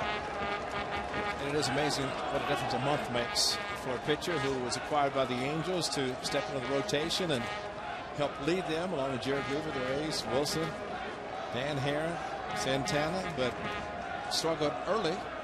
A's got him early when he struggled a month ago, but he is pitching like he did when he pitched for the Royals and won the Cy Young Award. That was 2009. Jared Weaver hit on the back of his right shoulder in his last start. That was against the Mariners. Asking Mike Scioscia about him starting, and he said it's a medical issue and hopes he can start. If not, they could kind of change the rotation. He's expected to pitch the final game of the season if it's needed for the Angels to win. Not a bad guy to pitch either the final game of the season or first game of the postseason. Jared Weaver, 16-game winner. He is their veteran. He is their ace. The A's have a nice staff of youngsters that have pitched well, and it's always nice to hear the compliments from an opposing manager. Mike Scioscia very quick to point out what the A's have done.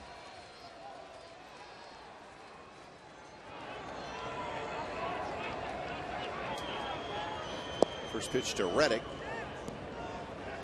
Moves off the plate. 1-0.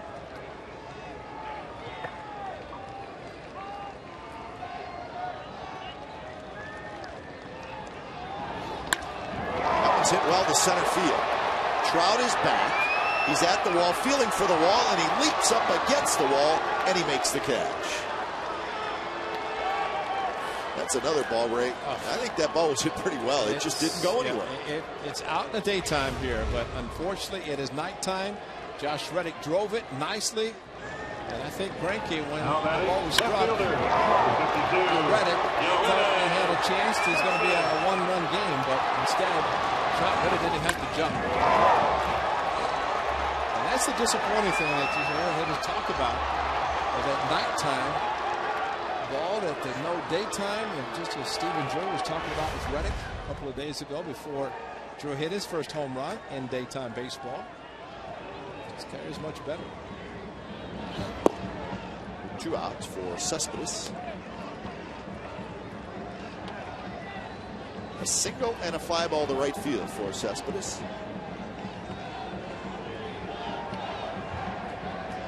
So he is 1 for 6 in the series.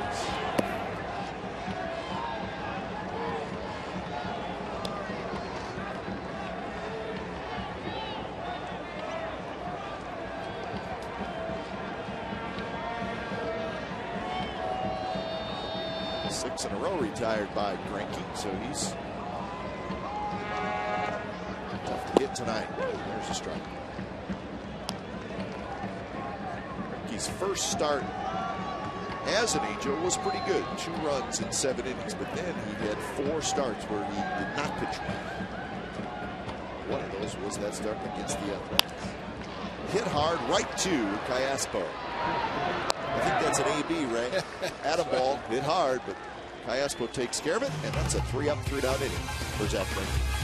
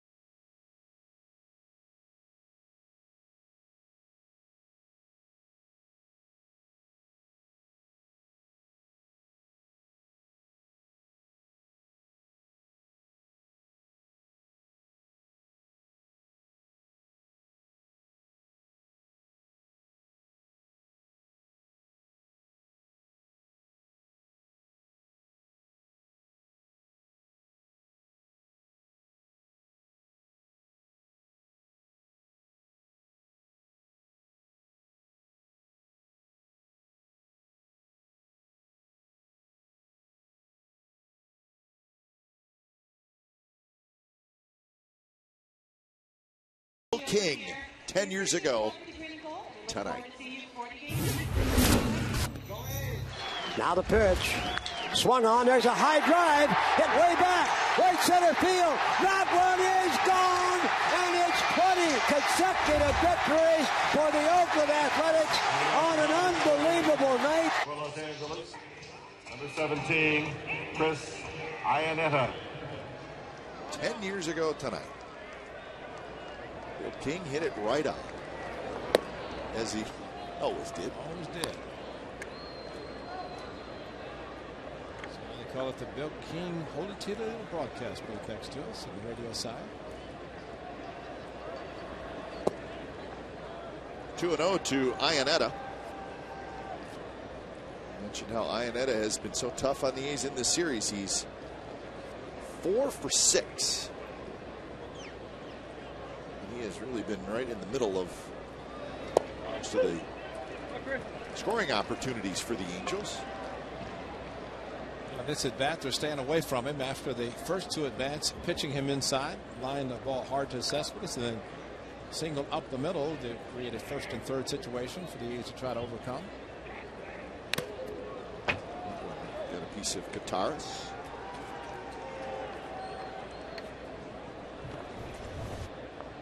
Longest streak in American League history, 20-game win streak.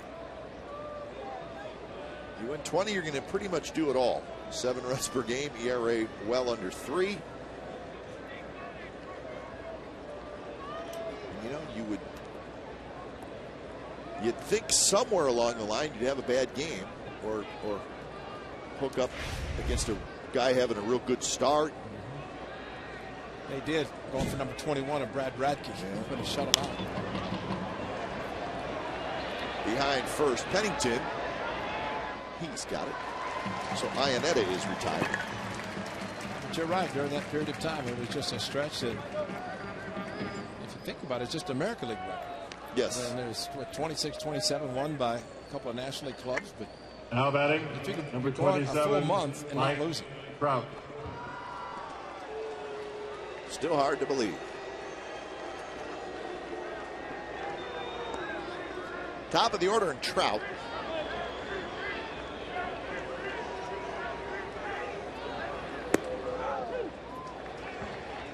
Trout is 2 for 3.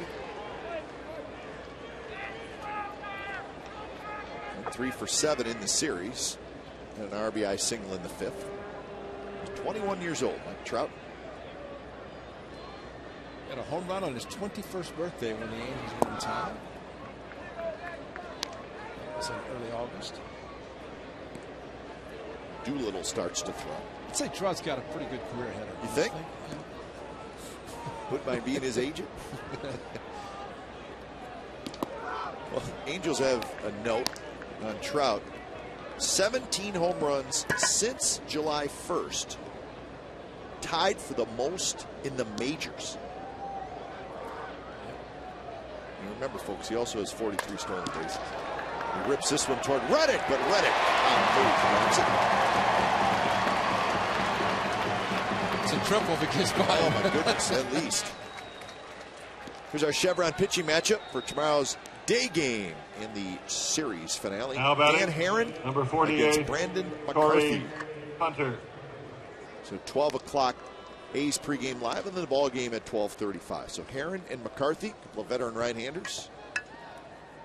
See, it's in California in high definition. That's a great way to finish out the homestand.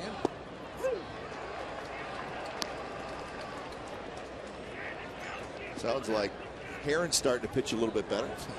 And that's something else the Angels desperately need. Swing and miss on a changeup by Torrio. Well, you think about the rotation. The A's saw Wilson last night. They've had a shutout thrown by Jared Weaver against them. Dan Herron's pitching better. You see Greinke and then Santana. So that's a pretty good 5-man rotation. If they all pitch well, then something the Angels are hopeful for the month of September, and they've started that way. I'd say there's a pretty good chance that Jared Weaver is going to make the start. He'll find a way to put himself on the mound Friday, which the A's probably will get him in the next Thursday. Yeah. Wednesday, Thursday, depending If he stays on schedule. Be the 7-game road trip starting Friday in Seattle for 3 and then 4 in Anaheim. Changeup and a good one. And Hunter strikes out for the 3rd time. 5 strikeouts for Parker. 7th inning stretch. 2-0 Angels.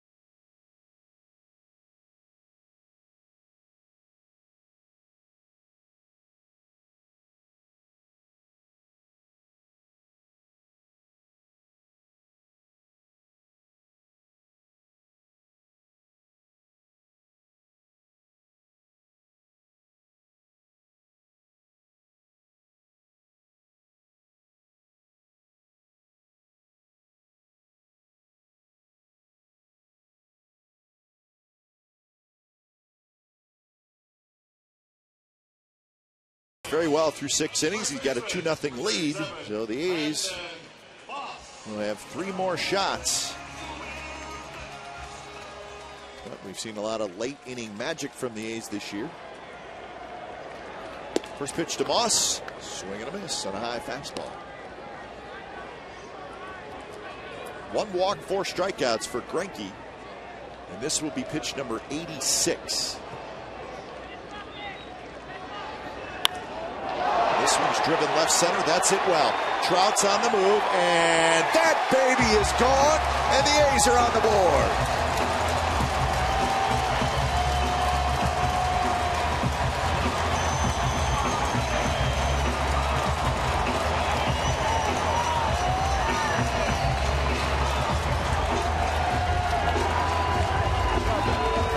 So home run number 16 for Moss. And that's how you do it. That ball was crushed. Watch the extension on a hanger curveball. And Brandon Moss, watch this part right there. That's when he really extends.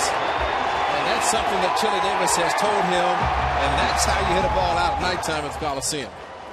Crush it like that, and that ball was crushed. Hanging curveball, and well, the fastball is thrown by Brandon Moss tonight by Zach Greinke, and he does that and hangs a curveball. Probably thinking he's going to roll over, but he went left central and very deep. So the A's get to Greinke for the home run.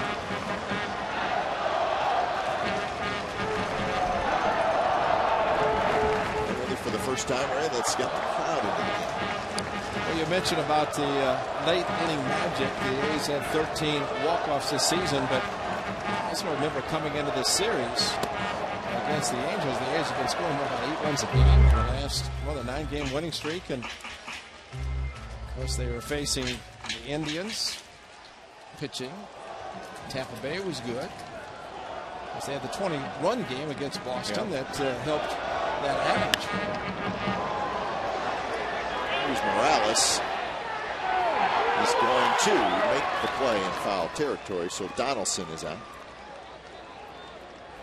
Well, we have seen just recently Brandon Moss go second. They see how he planted his front foot and just hesitated momentarily as he got the foot down and then kept his back and unloaded. And the follow-through is something that's really been unbelievable for him. And so from Cleveland straightaway center into the trees against Boston, second deck on the right field line, and tonight left center. So that's using the whole field very nicely by the left-handed hitter Brandon Moss. Career best 16 home runs, an ongoing career best. Throwing Chris Carter's 14 home runs. 30th, you're platooning first baseman, and remember for a long time, or at least a few years, 3 or 4 from the first baseman. Yeah. And occasionally they're in the lineup at the same time, but not a lot.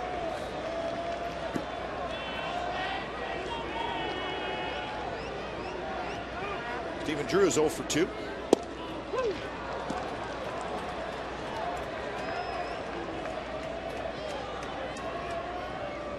The Mariners are still leading the Red Sox 3-0. That game in the 5th inning.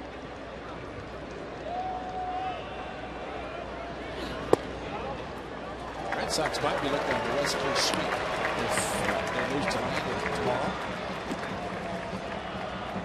Not surprised to see that conversation with Chili Davis, who's been working with all the hitters, but one of the main subjects has been Brandon Moss, and we have seen results of the way he has been approached.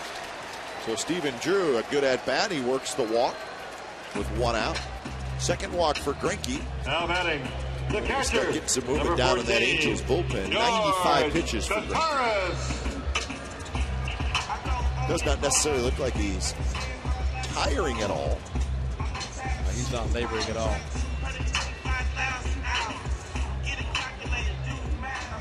He's just 3 hits prior to this inning.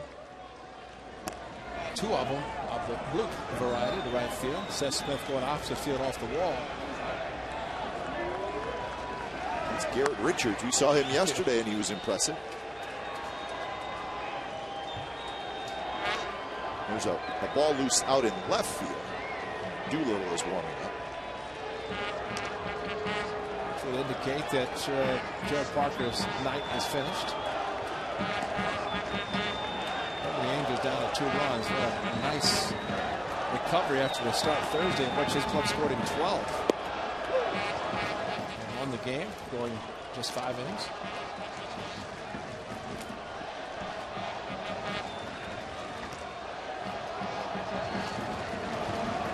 Gutierrez, a strikeout and a fly ball to left field. This is outside.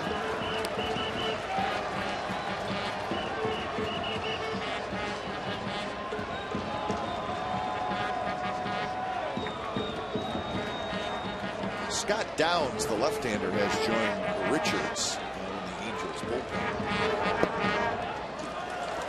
That's the pitch the A's have been swinging at, but nice job by Gutierrez laying off.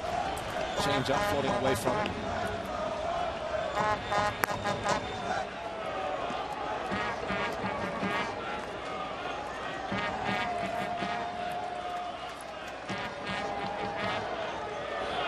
That one's drilled towards center. Trout into left center. Now he reaches up, makes the catch. Well hit ball by Gutierrez. 5th issue of Athletics magazine featuring Johnny Gomes is now available. Learn how converted pitcher Sean Doolittle takes on his new role. Spend a game inside Brandon Inge's head. That should be fun. And follow Johnny Gomes as he makes it back home to the A's. The new issue is available at team stores and online at oaklandathletics.com. Magazine. Inside Brandon Inge's head. I've got to watch. I've got to read that just for that, because he is a good guy, and as it turns out, he's injured. But Brandon Inge still with the club, and he's in the clubhouse. He's got a bat in his hand. And he said, "I don't realize that it's tough for me to catch or throw, but I can hit." And that's why he's got bats with him. First pitch to Pennington, high strike call. Brandon Inge will keep a club loose. Seth Smith hit the home run on Sunday, gave him an ice. That's right. A cup of ice.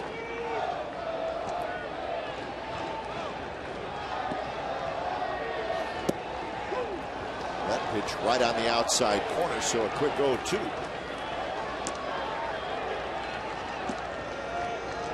Johnny Gomes cleaning things up.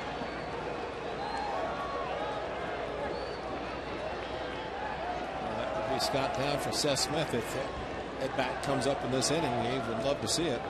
And there's a couple of guys that have to get on.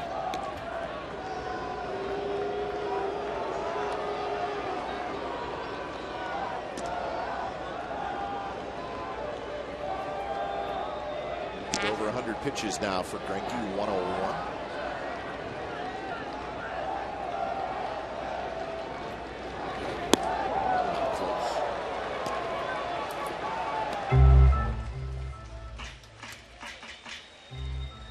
Well, like any manager, Mike Scioscia is probably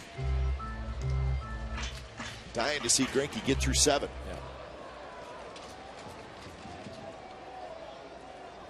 And in all seriousness, Brandon Inge can swing the bat. He's got a dislocated right shoulder. He's going to have surgery, but until then, he can swing the bat. And between today and tomorrow, if the A's need him, he is available. Pennington fights off a tough pitch.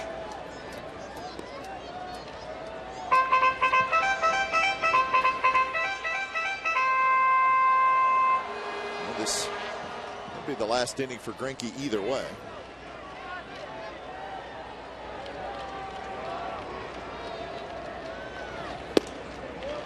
Two and two.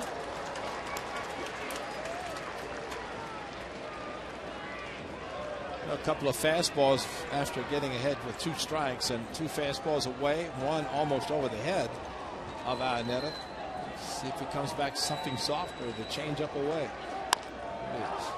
Morales handles a tough hop, wrestles with it a little bit, steps on the bag, side retired, but the A's get a home run from Brandon Moss, his 16th of the year. So it's now 2-1 as we head to the 8th.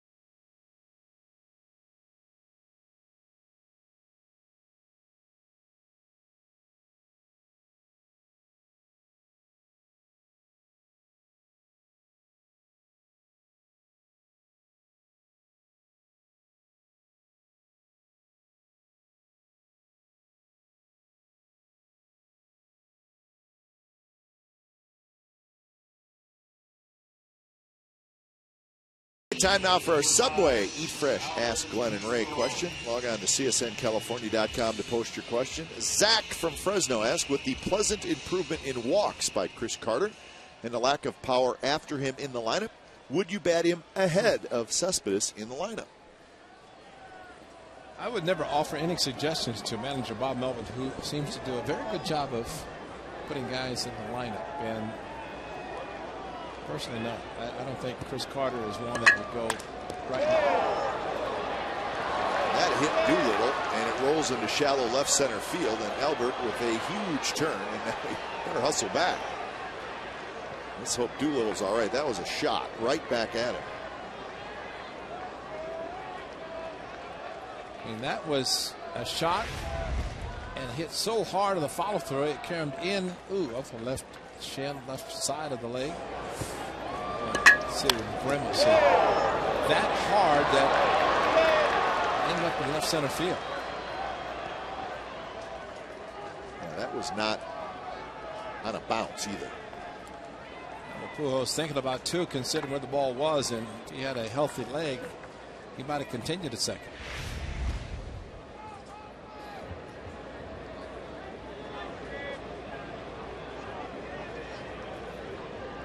For Sean Doolittle, an excellent first baseman in the A's organization, but knee surgeries, hand surgery, and just trying to get some feeling back in the left leg. As the follow through looked like it got him on the left side of the leg.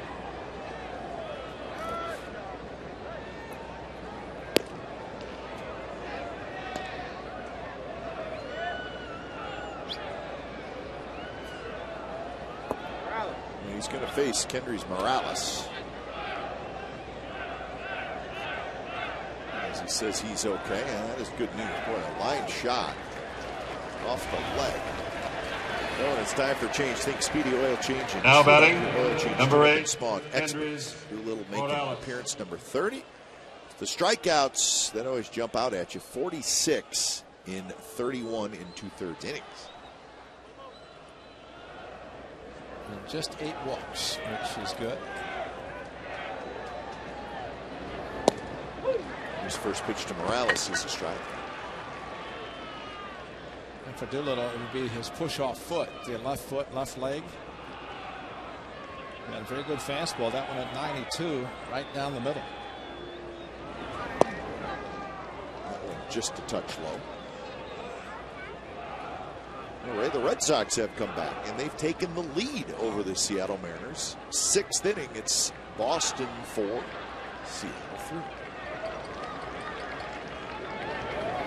That's what happens when an owner and general manager show up and have a conversation with the manager. Play your best baseball.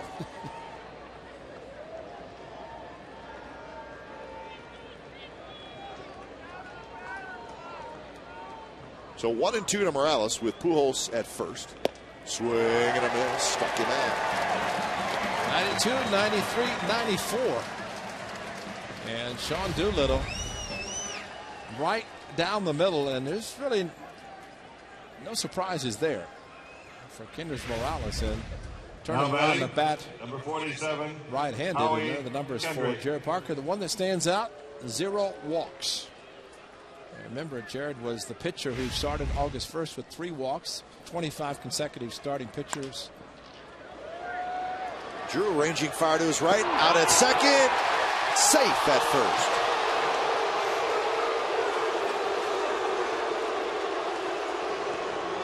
Kendrick beats the throw. He'll reach on the fielder's choice. But almost a terrific double play turn by the A's. Drew had to go a long ways to his right. That's the key, and Nilla could not get the ball cleanly out of his glove, but Cliff Pennington, an extremely strong arm, and there's your bang-bang play that happened to go the Angels' way. But Cliff Pennington, this one a sidearm, and he could have called him out. That's how close it was. With a jump of the bag, ill-advised by a runner, try to run straight through, but Howie Kendrick was called safe.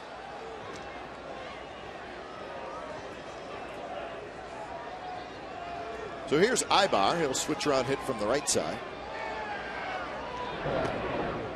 Ibar is a right-handed hitter, batting .319 as a left-handed hitter, .264.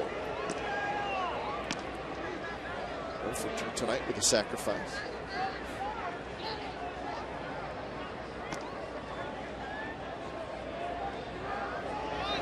Runner goes. Pitches a strike. Throw to second base is not in time. So Kendrick has a steal. He'll sneak one in once in a while. That's his 12th of the year. Well, with 2 outs, Mike Scioscia wants to get at least an opportunity to drive in another run. George Kottaras could not get the ball cleanly out of his glove. A little slight hesitation. And then a quick throw. Not a bad throw considering it bounced. Pennington staying right in on the back. Now Doolittle's got to keep this run off the board. He's got one of the runs back. Thanks to the Moss home run in the bottom of the 7th.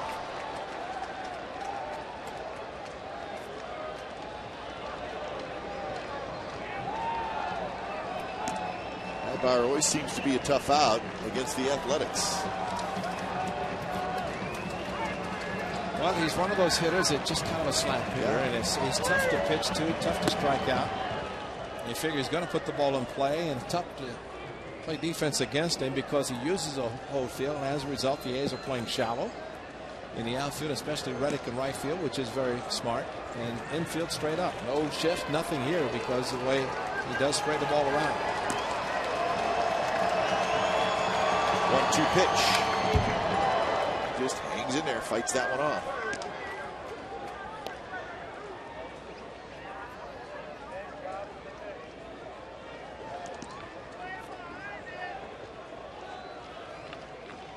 Aybar with the 4-year contract extension that was signed on the 19th of April. And the Angels happy to have him as a shortstop.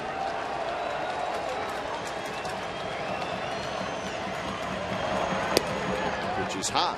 Their best position prospect was a shortstop, Segura, and that's who they traded to Milwaukee for Zach Greinke.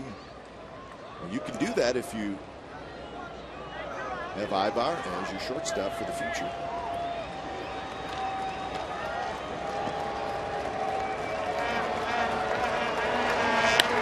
That will line down the right field line. May cost you a little more money. Well, you can do it, and you're willing to do it when you've spent a boatload of money in the offseason to try to win. And getting Pujols and Wilson and locking up Aybar and Kendrick. But I'd say from the Angels standpoint, they came into the season adding to what they already had and trying to overtake the Rangers, figuring that it's going to be the Angels who are going to try to beat the Rangers in the division. Be a tough haul with right now after the Rangers lost, the Angels 8 games back.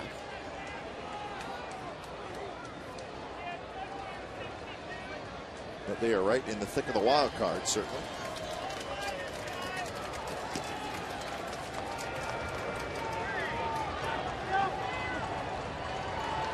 So Doolittle and Aybar squaring off here with Kendrick at second, top of the 8th inning.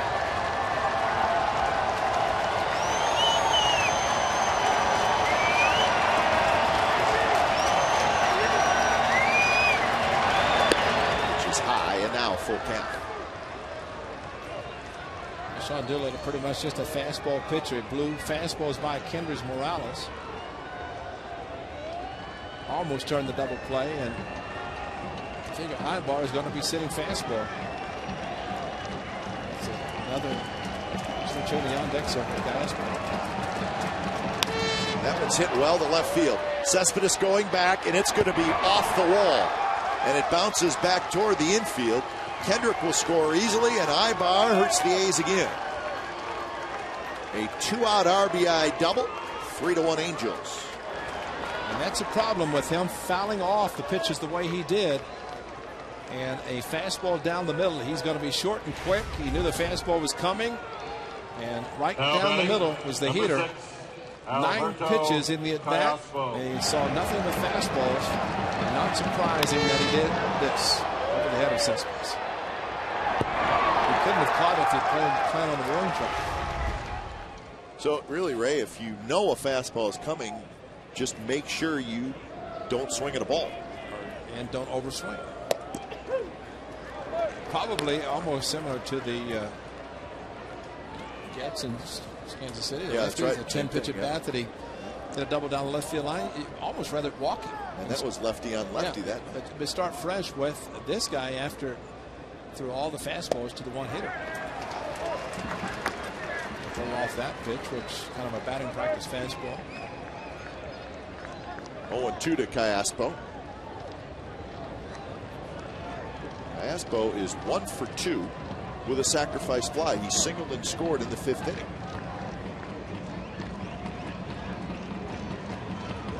Alvar takes off for third, and the pitch is fouled out. Go back to the Kendrick ground ball. A bang-bang play. If he's out, innings over. A's are trailing by 1, but that's the difference of the hustle by Kendrick. He beats it out, at least called safe, seals the bag. He probably would have scored anyway on the ball hit over the head of Cespedes by Ibar. But he did steal his way into scoring position. You see Scribner starting to throw. Callaspo just got a piece of it.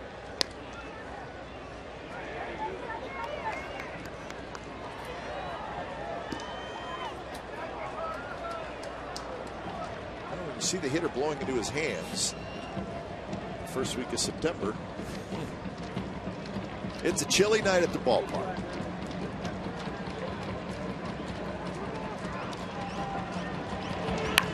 And that one's flared. Pennington can't get it. Coming in to score is Ibar, and it's 4-1 Angels. Just a little fist shot. Pennington leaped, just could not quite get it. So a couple of huge 2-out hits, knocking in runs for the Angels. Well, and unfortunately, that time he tried to go something off speed, a breaking pitch, and needless to say, very far down on the list of good pitches, and thrown at 75 miles an hour. That's how slowly it was thrown, to the point that Callaspo could adjust with a couple of strikes and just over Pennington.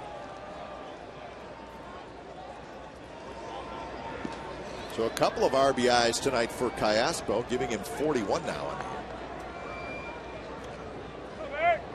And here's Vernon Wells. Bob Melvin is headed to the mound. He has not pointed to the bullpen just yet. And he is going to take the baseball. So Scribner coming in, Doolittle out.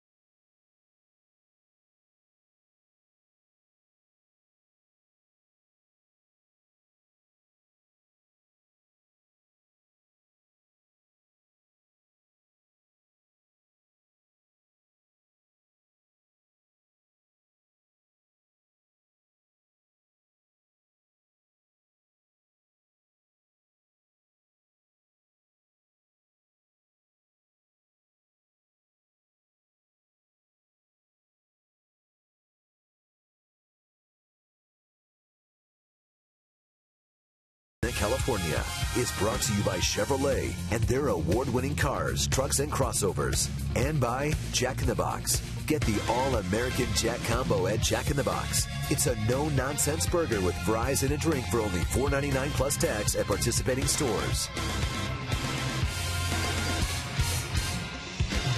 Well, the Angels have tacked on 2 big runs here in the top of the 8th inning, and Those 2 runs coming off Sean Doolittle and coming on 2 out hits. 2 out hits. They're the darndest things because they're momentum for the team that gets them, and they're just killers for the team that gives them up. Well, the 2 out hits, of course, the 2 out runs that you score, and that's as devastating as it can be because the A's pulled back within 1 with the home run by Moss, and with a couple of at bats to go, and then all of a sudden it's a 3-run lead again for the Angels. And really, it comes down to a close play at first, hustle by a hitter who hit a ball that could have been doubled up if he just kind of takes it easy. Jumps to the bag, is called safe, and then the hits after that, and 2 more runs.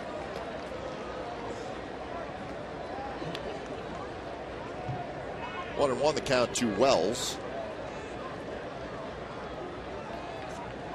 So Ibar with the double, Callaspo with the single. Fastball right at the knees. Wells takes it 1-2.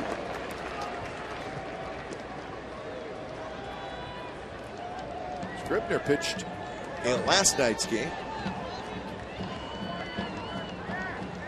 Pitched an inning, 12 pitches. Slider outside.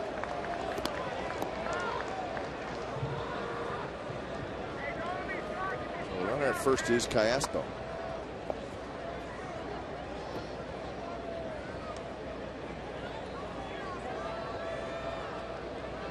A decent lead, so Scribner will check out him.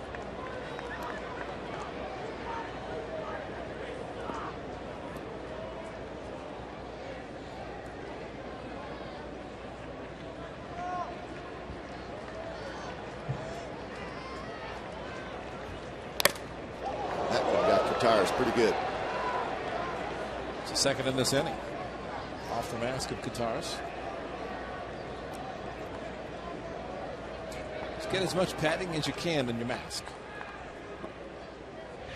Grow a beard, add a little more cushion. Listen to this. That's a good call. It's a combination helmet and mask for that shot. See the padding around the face and the forehead. That's what you need. You need as much as you can get to absorb that kind of a blow.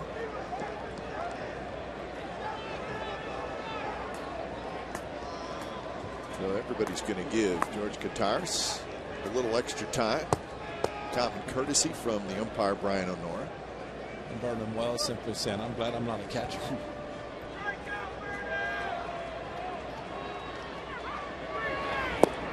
You sound like a man who has had somebody say that to you. I've had a few off the noggin before, yes. Oh, they're back. The question is, do they know that about you? Because if you're part of Fosse's posse, you got to know that. I'm part of it. I know that, but I sit next to you the entire summer. Is that the way you wore your hat? I had long hair back in the 70s, but never that long that I couldn't put my cap down.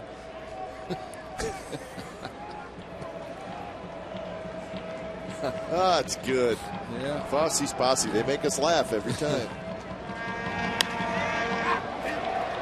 This should end the inning.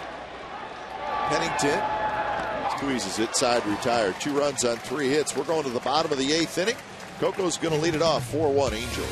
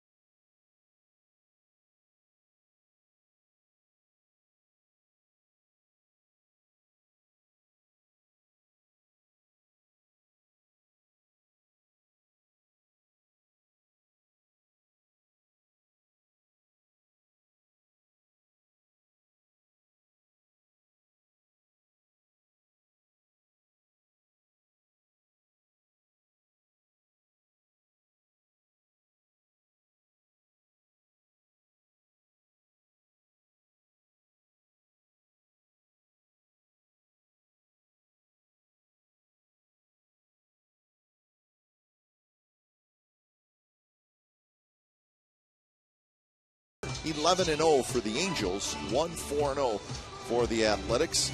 Greinke, very good tonight, 105 pitches, 7 innings. He's out of the game. Jared Parker was good as well. Brandon Moss with the only home run in the game. So the A's with some business. 2 more shots. When it's time for change, think Speedy Oil Change and Tune-Up.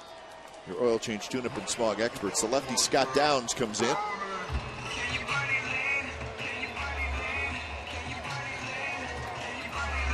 So Downs takes over for Greinke, bottom of the 8th. For the Athletics, center fielder, number 4, Coco Crisp.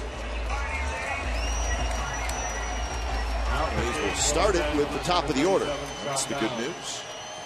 So Coco swings around to hit from the right side. Well, as you said yesterday, getting Scott Downs back in the bullpen, and especially now with what looked like was going to be a 1-run lead, but it comes in with a 3-run lead. It's the 8th inning.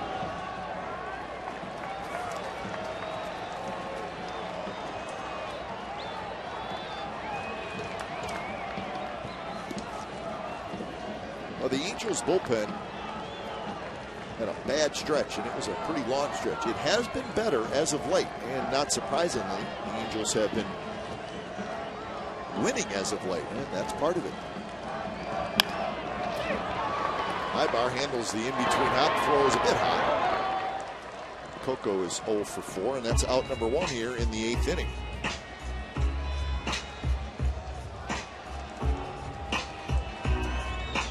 We're going to get a pinch hitter for Seth Smith. For the Athletics, batting for Seth Smith, number 31, Johnny Gomes. Gomes to hit.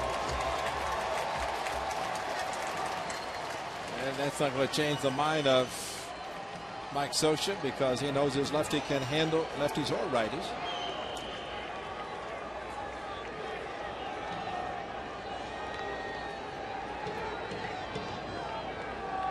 So Downs to face Gomes.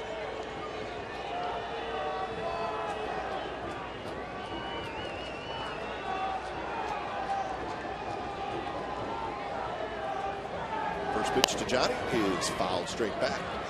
He's not going to wait around on Downs. Come off the bench as a pinch hitter, you start swinging, and nothing else to get loose. And think about Johnny Gomes and veteran leadership on this club. Always prepared for pitch number 1, looking for the opportunity when he's going to be getting in the game. And here he is. He is hoping that it was going to be down by 1, maybe 1 swing to tie the game, but instead trying to get on base, down by 3. A couple of fastballs, and it's 0-2.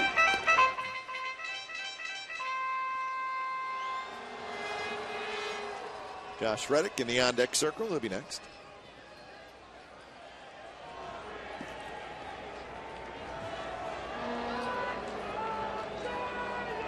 Downs pitched an inning last night. Gave up a hit, a walk, and a strikeout through 14 pitches. Inside corner, strike 3 call. Friday, September the 14th is Star Wars Fireworks Night, presented by Kelly-Moore Paints. The special field level tickets include a limited edition A's and Star Wars t-shirt featuring Yoda and visits from Star Wars characters. The post-game fireworks will be sent to the music of Star Wars. $1 from each special ticket will go to Stand Up to Cancer. Buy your tickets at oaklandathletics.com/Star Wars. It's a weekend against the Orioles following the A's next 7-game road trip. And that should be a big series as well. All the series very big for the A's. Those Orioles 1 game behind the A's for the top wild card spot. They won tonight again. Right foot of Josh Reddick just got hammered. I don't think he'll leave. Sean Doolittle's okay. He took quite a blow off the bat of Albert Pujols off his left leg. Yeah, that was a little scary.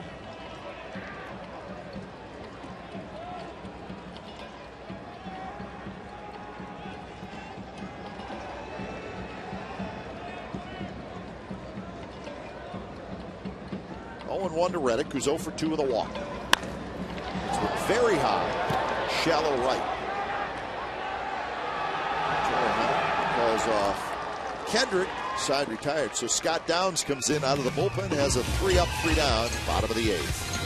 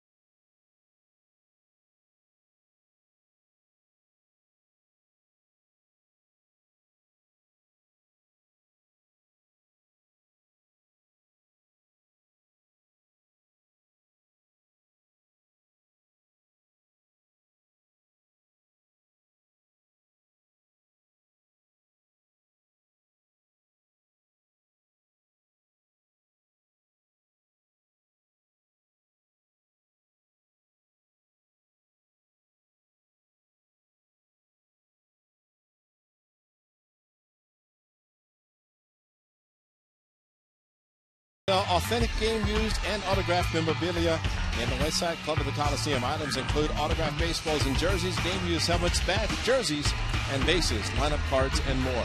All items are authenticated under the MLB Authentication Program. A portion of the proceeds will benefit the Oakland A's Community Fund. It is the top of the 9th inning. Trailing 4-1 to the Angels.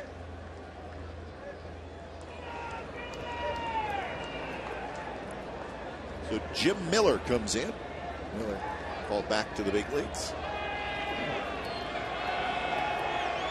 From Stockton. There's a ball loose way out in right field. Well, it's time for change. Think Speedy Oil Change and Tune-Up. Your oil change tune-up and smart experts. 2-1 with a 2.02 ERA. So Miller's back.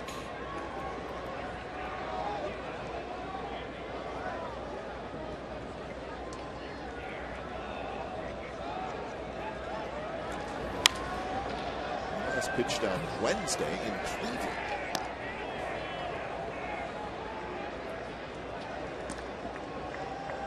Facing Iannetta and then Trout, followed by Torrey Hunter here in the night.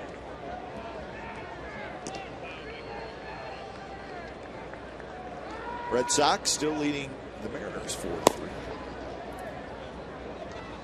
Cody Ross with a homer. Lavarnway with a home run for Boston. They were trailing 3-0. Red Sox came back.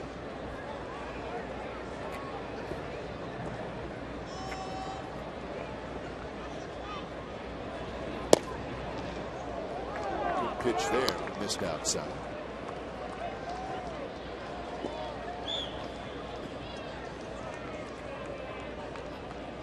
Iannetta is 1 for 3 and a base hit in the 5th inning.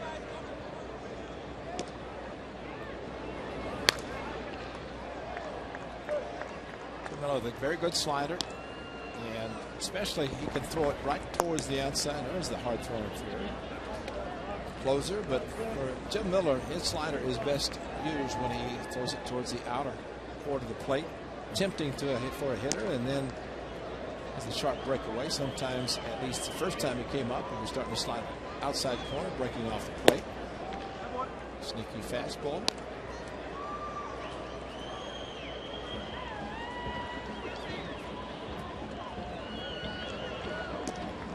Trout waiting in the on-deck circle.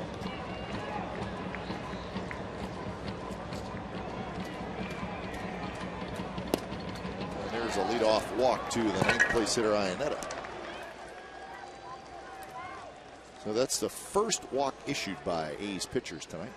Well, we got in-depth sports news for the Bay Area fan. Sportsnet Central. It's brought to you by Hyundai tonight at 10:30. It's on our sister station, Comcast Sportsnet Bay Area. Number 27. Kate Longworth will have post-game reaction from the locker room. Latest wild card and AL West standings highlights. And 49ers secondary discusses stopping Aaron Rodgers. Dave Benz and Scott Reese will host.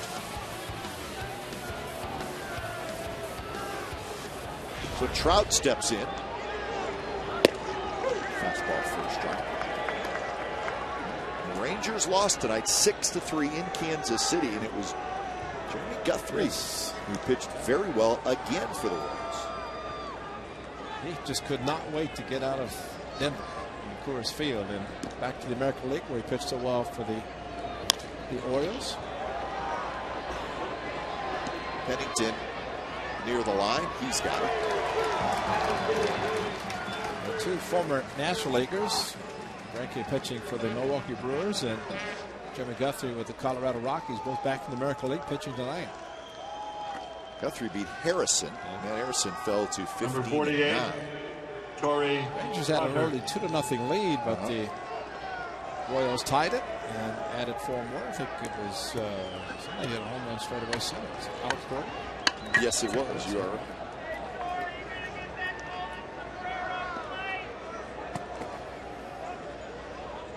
First pitch to Torrey Hunter. Here's a strike. The Rays beat the Yankees 5-2. Rays have won 4 in a row. Yankees have lost 10 of their last 14. Cobb beat Garcia, and Rodney got his 42nd save.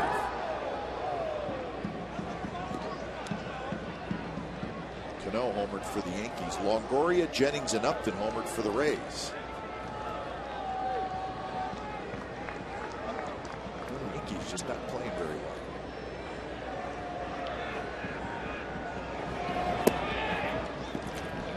The A's are hopeful when they take their next long road trip in a couple of weeks. Yankees won't be playing well then, but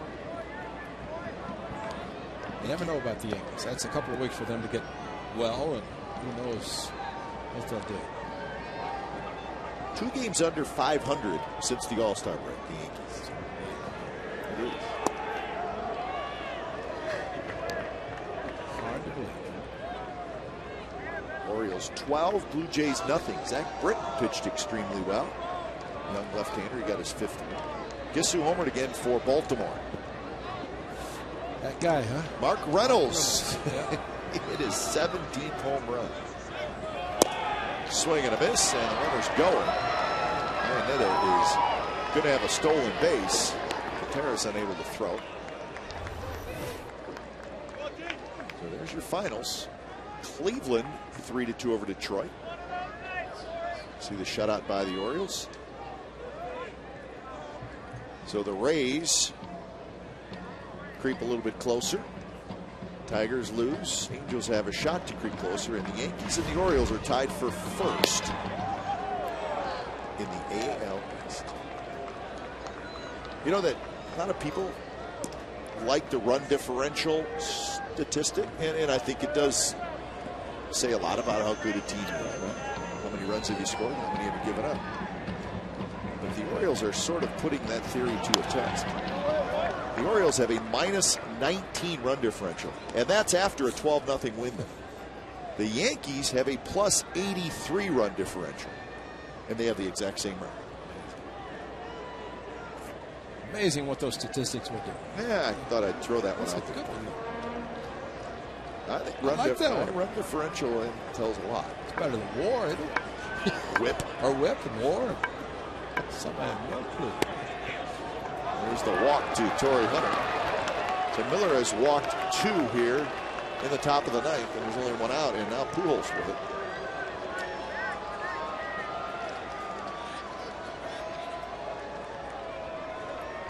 So Miller's going to get a chat from Kurt Young.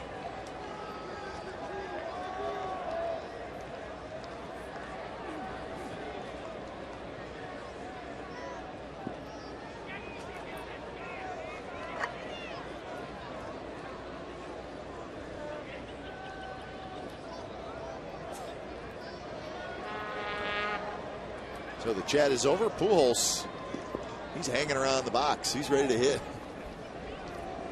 Now batting, number 5, Albert Pujols. Well, the A's just cannot afford, obviously, to let the Angels get any more runs. Pujols is 2 for 4. That's a good curveball for Miller. Snaps in for a strike. Single and a double for Pujols. He's also grounded out and hit a fly ball to left field.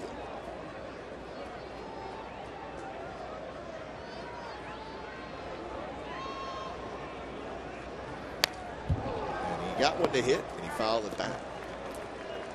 Well, after a good curveball, came back with a fastball at 92, and Albert was just a little tardy with his swing. Scary, though. See the front foot? There's no stride. He doesn't load up. He loads up, but not by lifting the front foot. He just kind of leaves it on the ground. Rolls on the ball of his foot.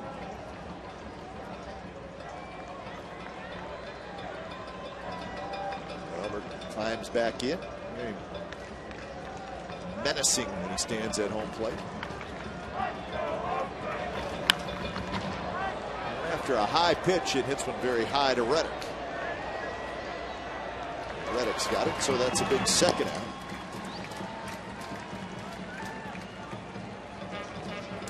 And now to be Kendrys Morales.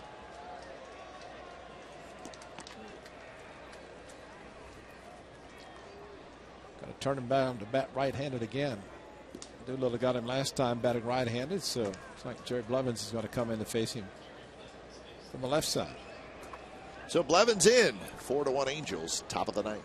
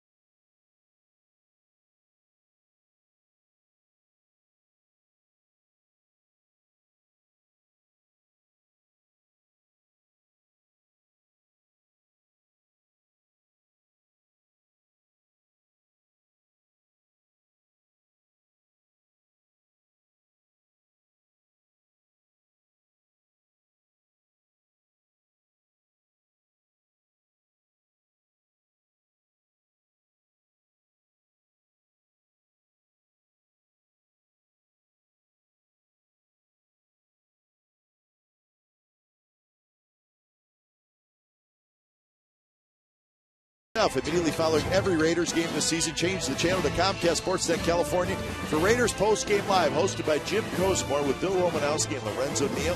And Kate Longworth and insider Paul Gutierrez do a terrific job live in the locker room.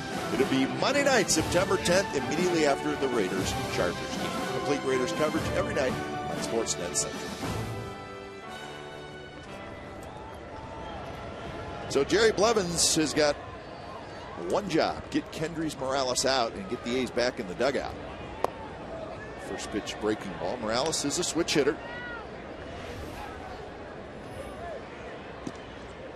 So Blevins, appearance number 51.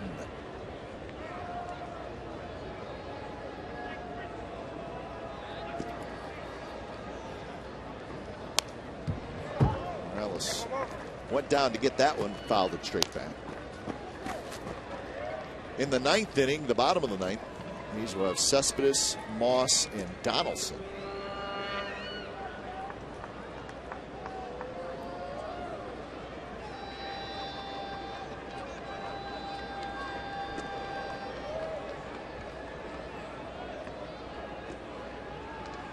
Could be Isringhausen, could be Ernesto Frieri. Isringhausen if Morales gets a run. Frary if he doesn't. And drives in a run because the Angels have a 3-run lead. Is he very familiar with the closer role, although would not be coming in if they add another run. Call it. Well, that's a good pitch. 2-1. See, if he hadn't been hiding, he'd have called it. I was hiding behind the hitter. He's back Where there. are you? There's an umpire back there. That's his leg there. All right. Yeah. How do you pitch to his leg? It's not like, Little League where the umpire's behind the pitcher. He is back there. Good changeup. 2-2.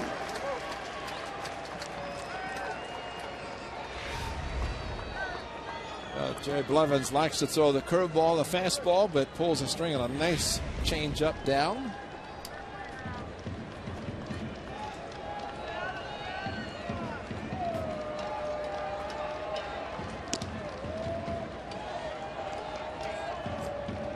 Iannetta is the runner at second, Hunter at first. They both walked.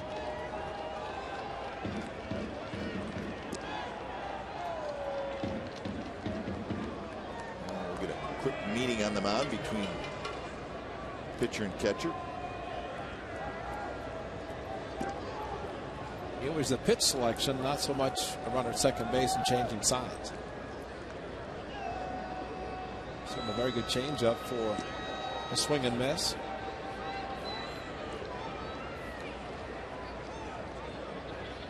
That one's hit hard, but foul. Torrey Hunter looked like he was running. Iannetta kind of took off. Torrey Hunter sort of stopped. It was a little bit strange. Well, unless they thought it was 3-2 when it was actually 2-2.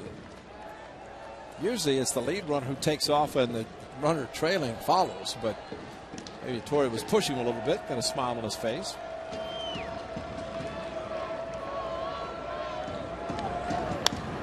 Foul straight back. Count remains 2-2.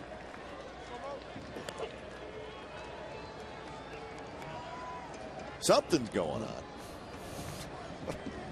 Then he forgot the count. Well, he took off and then he sort of stopped and looked around.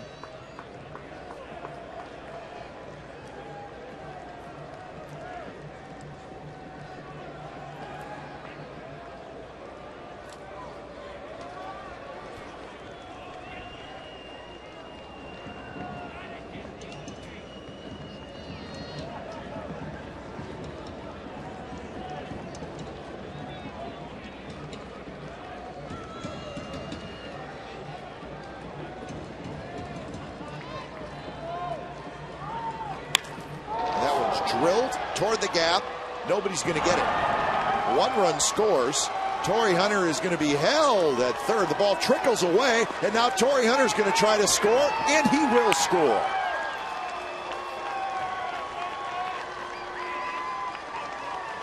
So 2 runs in, and it's now 6-1. You know the old saying about fool me once, but you can't fool me twice. And the changeup that Kendrys Morales swung at and missed. Here comes another one and stayed right there on it and crushed it over the head of Cespedes. And he got it back in, and surprisingly, Dino Elba, the aggressive third base coach, was holding up Torrey Hunter, but this is where the mistake occurred. Ball dropped by Stephen Drew, and Torrey Hunter kind of went on his own to score. Yeah, Torrey Hunter was not going until that ball trickled off Drew's glove, and then he took off. So really, there's got to be an air swing. Yeah.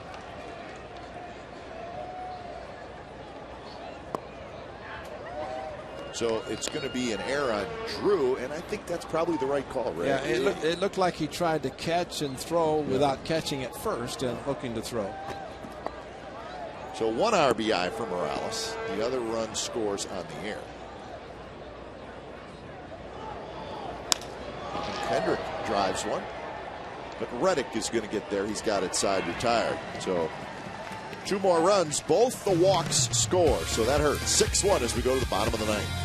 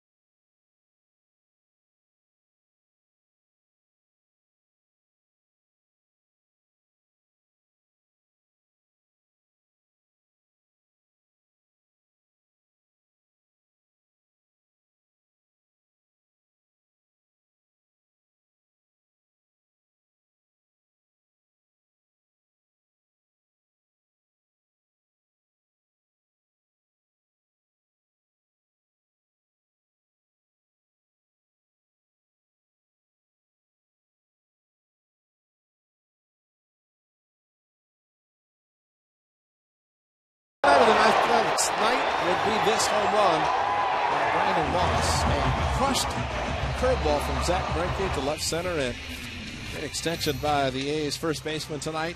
And that would make it a 2-1 game for the Angels, but they have since added 4 more. So Cespedes will lead it off. 6-1, and Jason Isringhausen takes over. When it's time for change, think Speedy Oil Change and Tune-Up. It's your oil change, tune-up, and smog experts. So the veteran, that's right, folks. He's a veteran. 16 years in the big leagues. Yes, he is. Still going strong. Beck, what's the date today? September 4? Yep. He's going to turn 40 on the 7th, which will be Friday. So big birthday coming up for Jason Isringhausen. Remarkable comeback for Izzy, and the A's had him many years ago. About 12. A little bit low to Cespedes.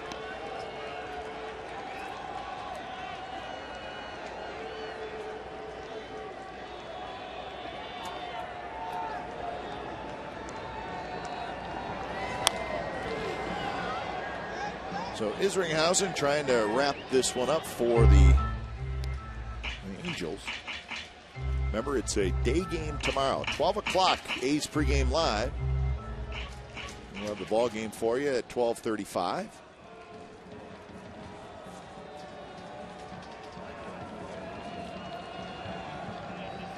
Heron and McCarthy. And then the A's will have an off day on Thursday. It'll be a travel day. We will head to Seattle. Grounded up the middle, but Kendrick was playing that way. Guns it to first, and that's out number 1. So make sure you join us for that, the veteran right-handers. So as the A's go to Seattle, these Angels will head home, and they got a big series. In fact, Ray, next homestand for the Angels, very interesting. 3 against the Tigers, and then the 4 games against the A's. When you start looking at that AL wildcard race, it'll be interesting to see where everybody sits after next Thursday's game. Yeah. Angels head home to play the Tigers and the A's.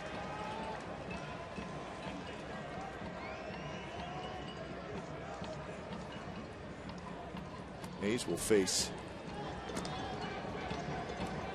King Felix on Friday. And Vargas win? And Vargas Sunday. Iwakuma on Saturday. So always a great atmosphere when King Felix pitches, even more so now since he threw the perfect game. King's Court. Yeah, all of them in yellow shirts.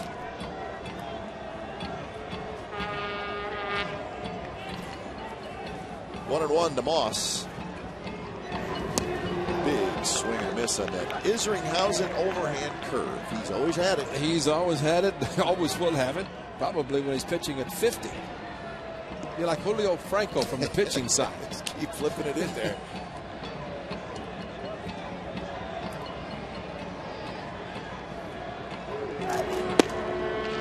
So he throws a high fastball. Even the count at 2-2, and you wonder if he just drops that big one in there again.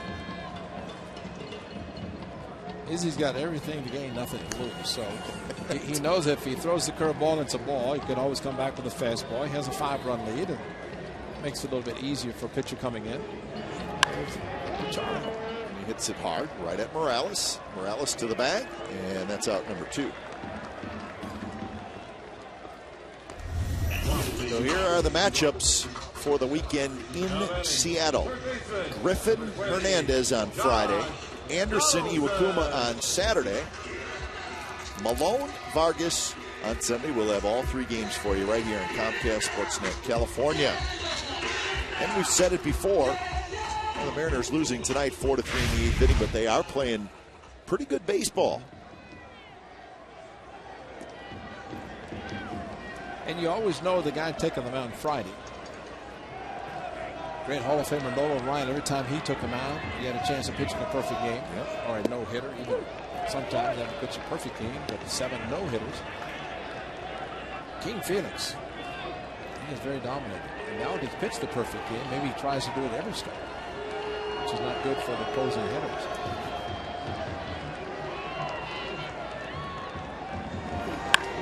This one's lined to right field, but Torrey Hunter is right there, and that's the ball game. So the A's go quietly in the 9th inning. And the Angels have come to town, and they have taken the first 2 games of this series. So they are trying to make their statement. And tonight, they do it. They win it 6-1.